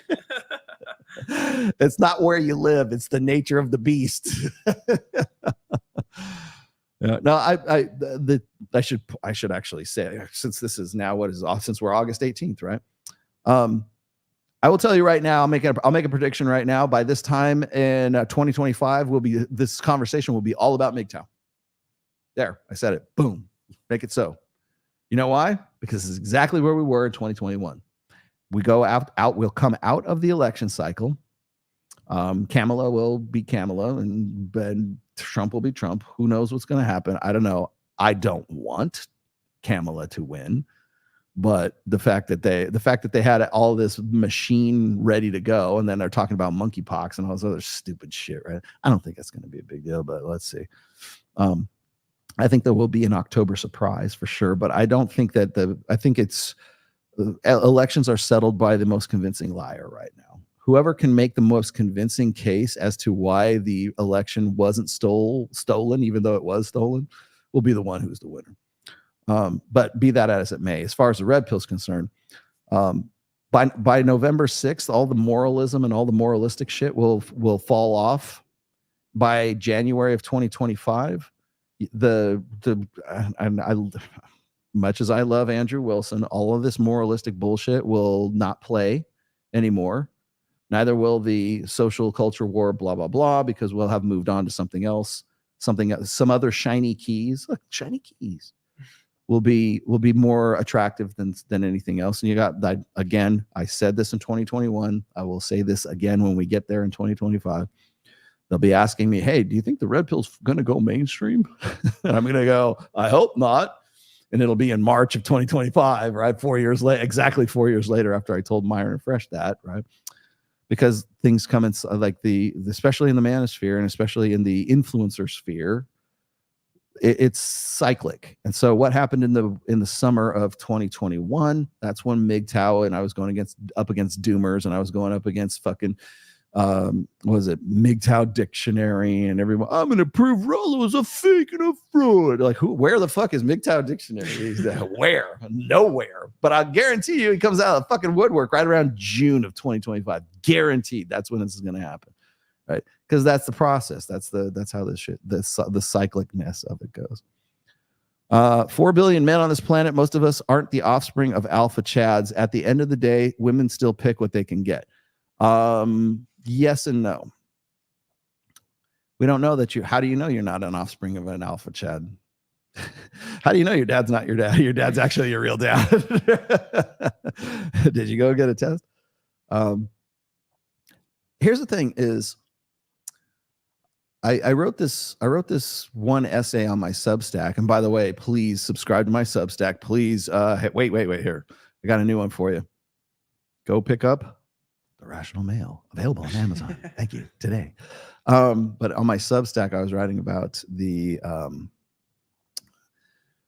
idea of how cads are out banging dads, not out breeding, but they're out banging dads. And people want to say, like, whenever, like, I get this, where'd it go? The assortative mating, which I guess we should probably get into right now. Assortative mating, if you look on the sexual freedom side here, in case one was so, without socially enforced long-term monogamy, bonds between men and women, CAD society is what we classically would know as hypergamy, right? So female ranking, male ranking, those guys didn't reproduce. But here's the thing is that the sexual freedom side of this whole engagement here has really been the course of history, more or less. If women had their druthers, this is what they would go for. Now, I've got Date Psych and the rest of these idiots coming back with, oh, this is the assortative. Assortative mating is ones get with ones, twos get with twos, threes get with threes, blah, blah, blah. On up the case here. Strict enforcement of lifelong monogamy, bonds between men and women is a perfect dad society. No, it's not. And neither one, it's really someplace between these two throughout history. Now, where are we now? We're in the sexual freedom side of things. So one invention in 1965 did not just suddenly create that, but it did certainly unleash the beast. It did certainly, hypergamy was unfettered as a result of hormonal birth control. So what's the natural mating strategy? Is it assortative mating? Or is it what we know as dual mating strategy, or the red pill version of classic hypergamy, right? Women want to get, it doesn't matter, 100% of women want to get with the hottest guys possible. It's not 80-20. Now, let me explain this to you, because apparently people need to hear this fucking again. I just saw I wish I would have pulled the video up. I just saw Jasmine Jafar once again getting it wrong. So when we talk about the 80-20 rule in the manosphere, in the red pill, whatever you want to fucking call it, please, for the love of Christ, listen to what I'm about. Listen to the words that are coming out of my mouth here, okay? It is not the Pareto principle. It is not like 80% of guys are fucking 20% of women. 20% of women are getting with whatever. No. Stop it. Stop conflating this bullshit. No one is saying that 80% of men are relegated, or 20% of men are relegated, 80% of women are relegated to getting with 20% of men, or whatever the fuck it is. Not what we have ever said. And the reason why you don't know this is because you don't care to know this. It's much better. It's a much better hot take if somebody says, oh, those dumb red pill guys think that 20% of guys are fucking 80% of women. Blah, blah. No. Shut the fuck up and listen for 1 second. The 80-20 rule has nothing to do with that. You know what the 80-20 rule is about? It's about this right here. Where did she go? You know who I'm going to play. Hold on. I'll let this girl explain it to you here. Once again, here's the 80-20 rule. When it comes to men, us women place guys into 3 categories. The first category is the guy that we meet and we instantly just want. The sexual chemistry is high. We don't care what they do or how much they make, they are getting it. The second type is the guy that, he's okay. He's maybe not that good looking, but he's willing to spend money. He's going to pay our bills. He's going to buy us nice things. He's going to take us on all the dinner dates. But is he the one? No. Is sexual chemistry high? Or mid, probably. And then there's the third guy. The third guy doesn't have a shot in hell. There is nothing that he can do. There is no amount of money that he can make that would make us want him. He is a no right off the bat. Am I lying or am I telling the truth? Like that little wink at the end there, baby. That's the 80-20 rule. I don't even need to explain it to you. Oh, these red pill guys are trying to corrupt these poor men into thinking that this is how the sexual marketplace is. I don't have to. TikTok girls like this do it for me. Thank you for doing my work for me. Okay, the guys who don't have a shot in hell, 80%. The 80 guys. Okay, the guys who are like, maybe they'll do, 20% guys. Oh, what about the guys who get laid no matter what, in spite of themselves? Those are the Justin Wallers. Those are the 4.5%ers. By the way, also, not just some bullshit that Rollo pulled out of his ass. Also, studies by Steve Stewart Williams, Rob Henderson, Dr. David Buss, all of these guys reporting multiple studies, and not just Tinder studies, but also other controlled experiments.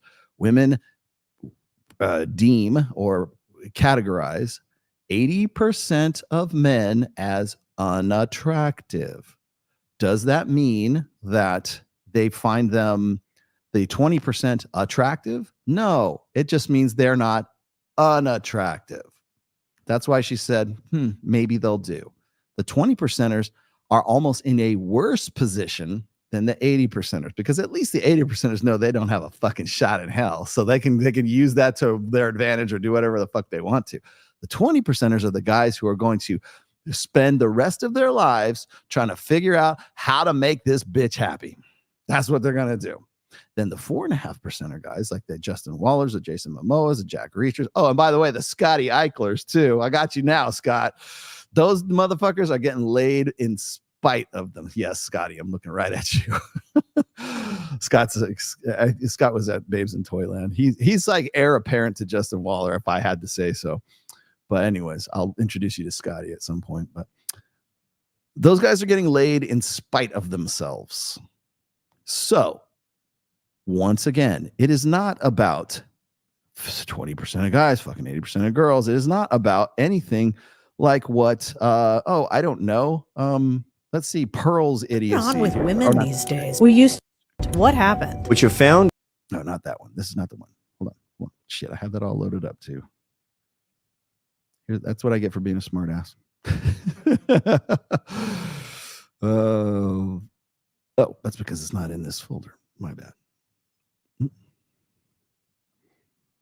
Where did it go? Oh, maybe it is in the intro. Hang on. Okay. It's not what this dumb bitch has to say. I can't switch the fact that we're only attracted to 20% of men. Okay, I can't change. Yeah, you can't change that because it's not fucking true. Jesus Christ. Those are the meh. It's not about attraction. This is why this is why she should not be fucking anywhere. That I can't change the fact that half of women by 2030, this is 6 years away, half of women are going to be single and childless. No, they're not. That's straight out of fucking it's Morgan Stanley's Rise of the She Economy that came out in 2018. Said nothing about childlessness. Single, maybe. Didn't say anything about childlessness. Get it right. Accuracy counts. This was a study done by bankers, not people that have a political agenda. No, I guess Morgan Stanley would be bankers. Yes. So if you're married, women are going to be fighting for whoever you got. They're going to be, and the women already do that. Could you show me them? Because I didn't see any on fucking Thursday night. Women want to be, I always say though, if we banned side chicks, if we made it illegal or something, the first people that would complain are women. There are women that go to NBA games trying to get men to cheat on their wives. This is, if you have a guy that other women like, that's just what it's going to be. And, I didn't make that world. This was the fault of our... No, you made your own world. Grandmothers and great-grandmothers. I didn't do it. God. Please kill me. Please just somebody... Good God. Oh, yeah. No, Pearl. They don't find 20% of men attractive. Those are the maybe guys. If he's got some money, if he could, but do they want to have, is the intensity there? No. Mid. Here, Pearl, you need to check this chick out. This is who you need to look at, Pearl. Is this girl right here? And then try again. Right. Why am I the one telling you? The sexual chemistry. You're supposed to be the one you're the one on these fucking big important shows with Jason Blaylock, right? Oh, well. What happens after sexy sons grow up and start saying the same thing the cucked ex-husbands were saying? Well, they're just as fucked, right? Again, that's software overriding hardware, or overriding firmware. I was talking about guys, not women. Most relationships will fail for men, 56%. 5 or 20 years in. So MGTOW, whether intentional or not, seems inevitable. In that case, can we not call it MGTOW and just like you were sent your own way instead of like went your own way? Brother, may I have some oats? Shout out to DCC, CC, and the MF Citadel. Looking forward to the webinar, 17 days until Space Marine 2. Gosh, I got to get my PS5. I've never been like, oh Jesus Christ, dude, don't. It's funny. It's like anytime I like talk shit about Pearls, like, what are you talking about Pearl? She's on our team. Fuck you. She is absolutely not on our team. There's no team to begin with. Okay. Jesus Christ, man. Just let it go. Let it go. Tristan, now I got a thing from Tristan, like, because you talked to Tristan before the show, and now I got him texting me, hey, is this gonna work for him? Like, brother, I'm in the middle of my fucking show, brother, man. And this just in from Sam. Isaiah 4:1, and 7 women shall take the hold of one man in that day, saying, we will eat our own bread and wear our own clothes, because I make my own damn money. Only let us be called by your name. Take away our reproach. Yeah, the problem is like women don't want your fucking shitty genes, and therefore they don't want your name. Even that here, you know what's funny is that that Yvette Cooper, her husband's name is Ed Ball. Really? Yeah. Like, apparently the name doesn't have too much. Yeah, the name is. I think really what it's saying is like take away our shame. Right. The sexual freedom chart is misleading. There's nearly a 2-point difference in perceived attraction between men. I made a chart to highlight the difference. Check your email from Rational. Okay, I'll look it up. What else do you got? These men will still go their own way. Yeah, well, they'll be sent their own way or they'll go their own way. There's a big difference between those two. Ed Balls. Schvetty balls. Dude, we're gonna go see Alien. I'm gonna go see Alien with you. I was wondering who I was gonna go with. I think I'll go with you. Oh, hey, that's pretty good. You can have this one. I'll give this to you for free.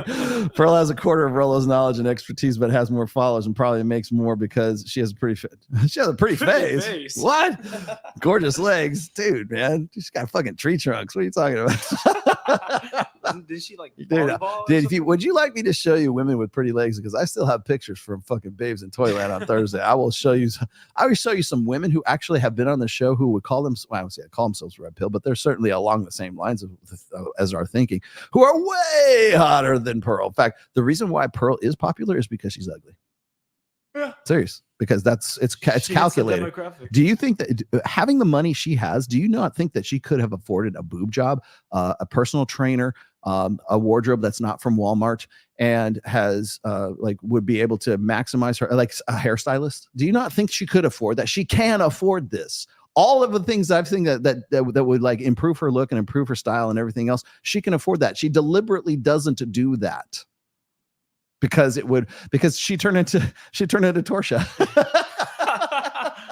Torsha's, you know why Pearl's more popular than Torsha? Because Torsha's hot as fuck. That's why. People don't take Torsha seriously because she's got huge tits and she's fantastic looking at it. That's why. She says she knows her shit too. She goes back through my backlog of fucking essays. She's read every single book. I've had really good substantive concept. I know it sounds weird, but have had very good substantive conversations with Torsha, right? That Pearl would be functionally incapable of ever having. You know why she's like Torsha's not the new Pearl? Because Pearl looks like a housefrau. That's why. Oh, well, she's not hot, so I guess I should take her more seriously. It's fucked up. I'm sorry, Torsha. You would be so much better off if you were ugly, but you're not. Be glad. Oh my God. Oh, she could afford it. She doesn't have to shop at Walmart.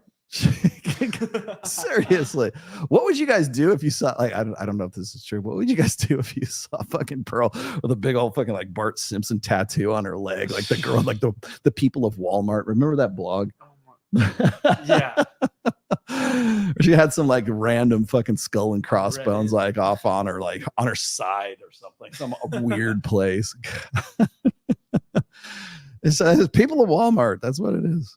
Oh. All right. I'll bring this up here. I'll put this back up here for really quick. I'll give you my take on this because we're running out of time here. I got to let Kyle go. The sexual freedom side. Now, this is my main point of contention with the assortative mating thing. Okay. If you looked at the regulated sexuality side of this, there's a reason why they call it regulated. Okay.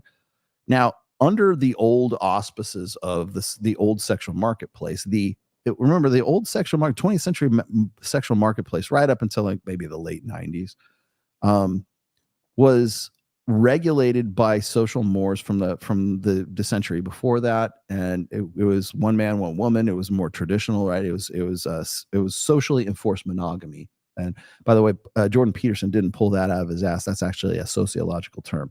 It's socially enforced monogamy, meaning the thing to do, the proper thing to do, no matter what religion you happen to be, is to find a woman, have sex with her, have babies with her, have a nuclear family, get a good job. And one job for a man would pay for everything, right? You could get a house and a fucking cars and everything else. Get one job, and that's all you get, right? You get one loving wife. It's leave it to be her, right? It's father knows best. This is the and it doesn't necessarily even have to be a Western thing. Okay, it could be a European thing, even Eastern, right? You find one woman, one man, have family, make babies, have family, and then retire and play golf till you're dead. So that is the regulated sexuality right there. Okay, strict enforcement of lifelong monogamous bonds between men and women. Now people want to say, well, that's the way it ought to be. I don't deal in shoulds. We don't deal in shoulds on the Rational Male. We deal in what is, and what is the opposite side of this right now, which is sexual freedom. This is a deregulated, I should put this on the left side of this, the sexual freedom side. This is a deregulated sexual marketplace. If we're going to talk about the sexuality and sociosexuality in terms of sexual marketplace, sexual market value, market, we have to take this in terms of an economy. The sexual marketplace is an economy. And when you remove the regulated sexuality by one simple invention, which is hormonal birth control, now women don't have to rely, and you empower women, right? Well, if any man can get with any woman, right? And you have a desexualized market, you have a deregulated sexual marketplace, you get sexual freedom. Hormonal birth control triggered that sexual freedom. It triggered that deregulation. And so prior to all this, if you were to tell me, well, men and women are naturally assortative. Tens get with tens, nines get with nines. It's about socioeconomics and everything else. Now, the problem that I have with these guys is that they happen to use assortative mating in a bastardized form. So I will bring this up here. Assortative mating. Assortative mating is like a biological. This is Evo Bio. This isn't necessarily evolutionary psychology. Okay, it's not. See, the thing is there's this presumption that assortative mating and to a greater degree, I think, the sexual freedom side, the hypergamy side of that equation, are one of those is the natural way of doing things, and one of those is the unnatural way of doing things, right? Well, in a regulated sexual market, we're physically taking control of that sexual marketplace and enforcing a regulation that predisposes human beings to assortative mating. That doesn't mean it's their natural predisposition. It just means that this is the signs, this is an indication that we have taken through social means and social controls, socially enforced monogamy. And we've said ones get with ones, twos get with twos. Everybody gets the, if you're a hot piece of ass, you got to get a guy who's a hot piece of ass too. And that's how it's going to work in a regulated market, in an ideal regulated market. It's not really about that. So I'm going to throw this one up. Actually, I'll just read it to you. Assortative mating, also referred to as positive assortative mating or homogamy, okay, meaning like with like, is a mating pattern and form of sexual selection in which individuals with similar phenotypes and genotypes mate with one another. That's nothing to do with social. This is basically insects and animals and mammals and fish, okay? Genotypes and phenotypes and genotypes mate with one another more frequently than would be expected under random mating patterns.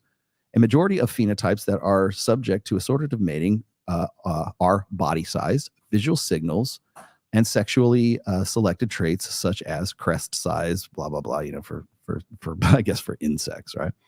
Now they run through the causes, and then they go through, this is for non-human animals. They go through all this stuff, and I'm just pulling this from the Wikipedia thing here.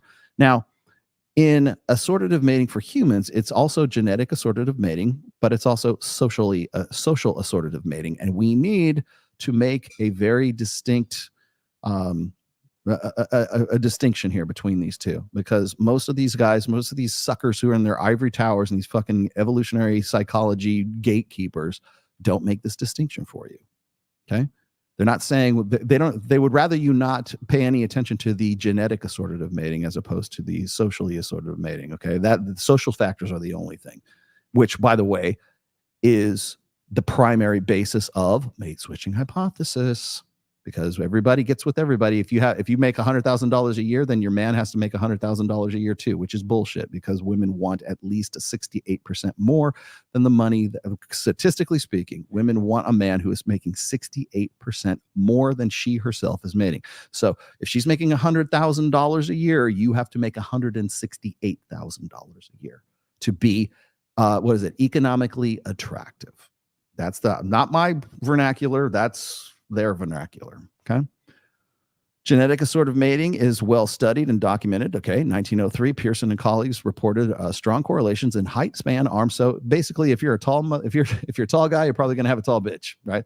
Which I don't know if that necessarily plays out in the 20th century. It could be that the access to that, like, remember, we live in a globalized society. Back in 1903, it wasn't as globalized as it is right now. The other thing that sort of throws assortative mating on its head is the fact that we now live in a globalized sexual marketplace, whereas most of these studies were studied in it or were brought around in the time where we had localized sexual marketplaces. So it's not surprising if we're seeing like get with like when you're the only pool of candidates for you to fuck are people who look like you, go to the same church as you, go to the same college as you, go to the same whatever. It's not surprising to see stuff like that. Is that a natural thing, or is that because of a regulated sexual marketplace? The regulation in this case might be the college, the Bible, the religion, the social status, whatever it is. You have to remember this as well, is that when the originator of the word hypergamy came up with the idea and the term hypergamy, it was in the 1950s, late 1950s. It was social scientists, not evolutionary psychologists. It was sociologists who were studying the mating habits or the marriage habits of men and women in different social castes in India. So if you had the Brahmin caste or you had the untouchables or whatever is in between those two, one woman, if she was in a lower caste, tended to want to marry a guy who was in an upper caste, who was the bigger and better deal, right? That's why they called it hypergamy. Women in a lower social caste had the tendency to marry up. That's where the original term hypergamy came from. Now we've expanded it, of course, in the post-sexual revolution era. And now I talk about it in a different light. And so does, by the way, so does Jordan Peterson too. So we've expanded it to alpha fucks and beta bucks. Not just me, other people too. So Jordan Peterson has on numerous occasions talked about it in those dualistic, pluralistic terms. Okay. So it's not just about provisioning protection and parental investment or social status or prestige. It's also about, is this guy hot enough for me to want to fuck? There's also the hot fuckability scale on top of all of that, which of course represents the left side of the equation there. Now, the regulation part of this, remember, most of these studies are done in the 20th century, not so much in the 21st century. So was assortative mating a result of the localized sexual marketplace of the 20th century? My take is yes. Once hormonal birth control came on the scene and we we deregulated the sexual marketplace and we unfettered female hypergamy, and we sort of gradually moved ourselves into a gynocentric social order from 1965 to 2024, where we are right now, with the change in the deregulation of the sexual marketplace. That's when you saw things like no-fault divorce, on-demand abortion. You saw more employment for women. You saw Title IX. You see more women in the workplace. You see more women in college enrollment, even to the point where we have the discrepancy we have right now between men and women. All of this stuff as a result of one experiment, which was the hormonal birth control, which the genie ain't going back in the bottle, and the fucking toothpaste ain't going back in the tube in the tube again. So it is what it is, but we're still seeing what we're only what, 60 years, maybe 70 years, 60 years past that. We're still seeing how this plays out. The sexual revolution is still in play right now. We're still seeing what the results are going to be. And we're going to have to deal with it.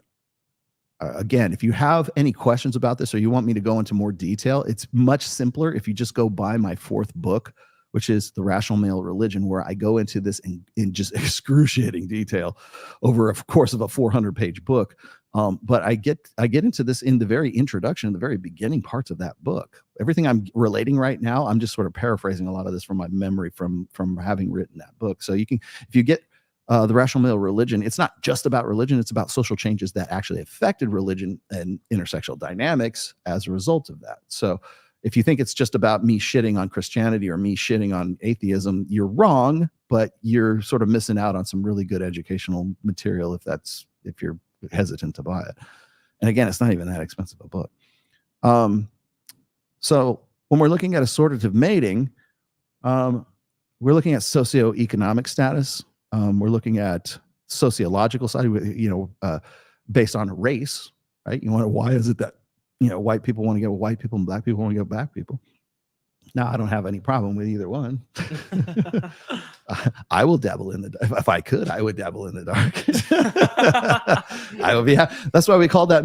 There used to be laws. There were miscegenation laws, where if a white guy got with a black woman and had children, that guy was going to jail for that. Yeah. Or a white man got with an Asian woman, that guy was going to jail, and the babies would go into probably go to the church or an orphanage or something like that. They would literally Child Protective Services didn't fuck around back then, because they didn't want that. That was, by the way, that was ruthlessly regulating the sexual marketplace back then. So would they have naturally, does that confound the assortative mating proposition, or was it simply because we had laws and enforcements that were regulating the sexual marketplace, in this case, somewhat, like fascistly, I guess.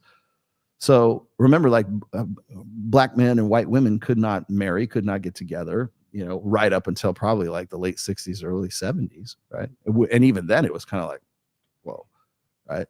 Or Asian men or Asian women getting with white men, which now we don't even think twice about it, because all you passport motherfuckers want to go out and just grab one and bring one back. Nobody cares. No one cares. Right. But they used to. They sure as fuck used to. And to the point where it was a social stigma against that. A black man with a white woman in the South. Holy shit, man. It was a death sentence back in the 50s and the 60s. Are you kidding? That is a regulated sexual marketplace. It's cruel and it's evil, and you can say whatever the fuck you want to moralistically about it, but functionally, it was a regulated sexual marketplace. Is that affecting assortative mating? I think so. So when we remove all of that in the 60s with the sexual revolution, what do we default to? What do we move into? We move into this. A more naturalistic, female-directed form of sexual freedom, which is an unregulated sexual marketplace, which is what we see when it comes to hypergamy. And oddly enough, it's also the basis of dual mating strategy. Full circle. Full circle. There we go. Ha! Gotcha, bitch. Wait, do I have that one on here? Oh, I don't have gotcha, bitch. I don't have that one ready to go yet. How about this? Gotcha. Yeah. So a lot of this shit comes full circle. And by the way, and then to top things off, to put the little cherry on top, just me saying that makes me extremely misogynistic, and I'm going to be arrested. Wait. Hold on. Extremely misogynistic. And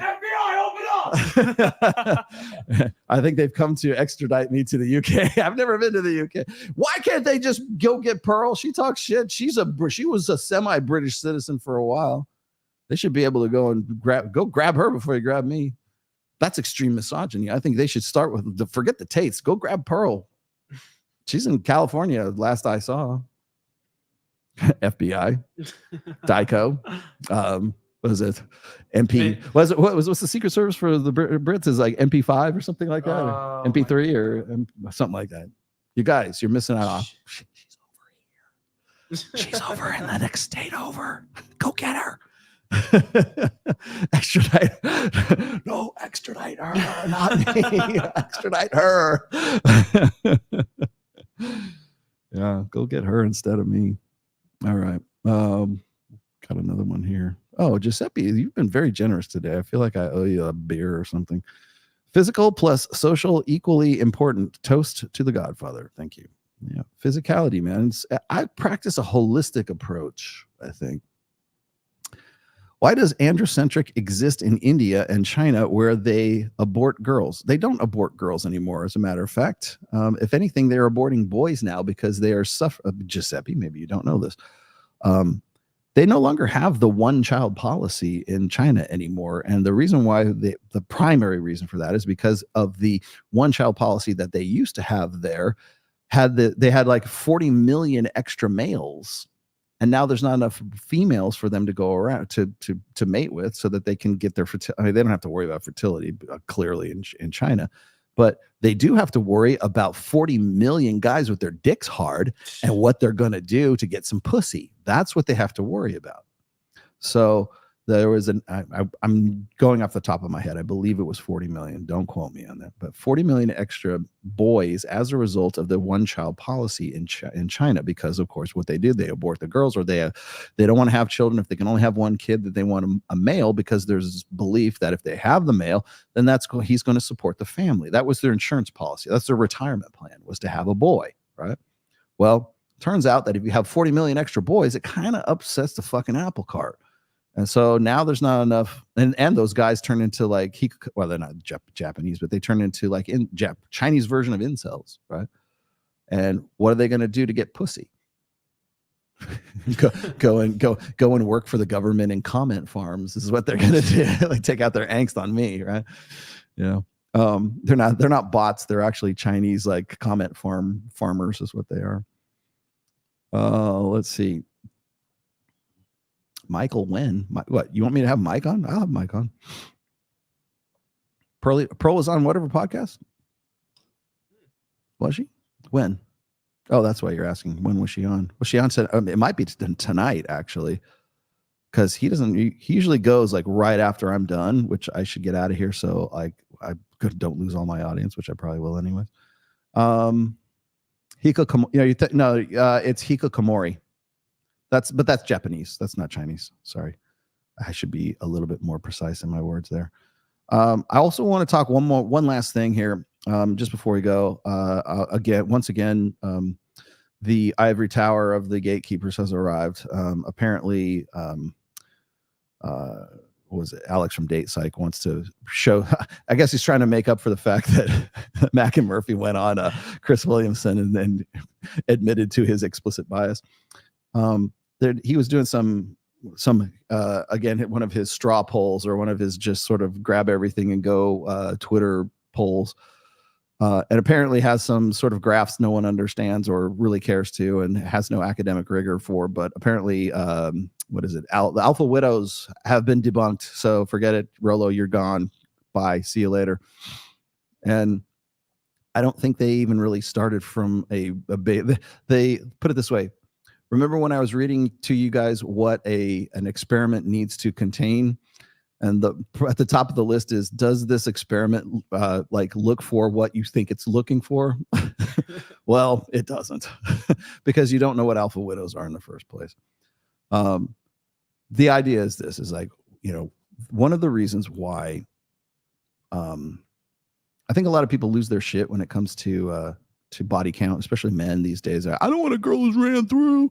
The reason why you have that revulsion, like, again, like nobody wants a town bicycle. Like there's I don't say a slut, but there's a hesitation, let's say, for a woman who has had a lot of partners before. Why is that? Well, there's two reasons. One is, again, parental uncertainty. Like I was saying before, you don't know if the kid comes out of that baby, that baby is yours. That's why women slut shame more than men do, because it's a disqualification from the sexual marketplace.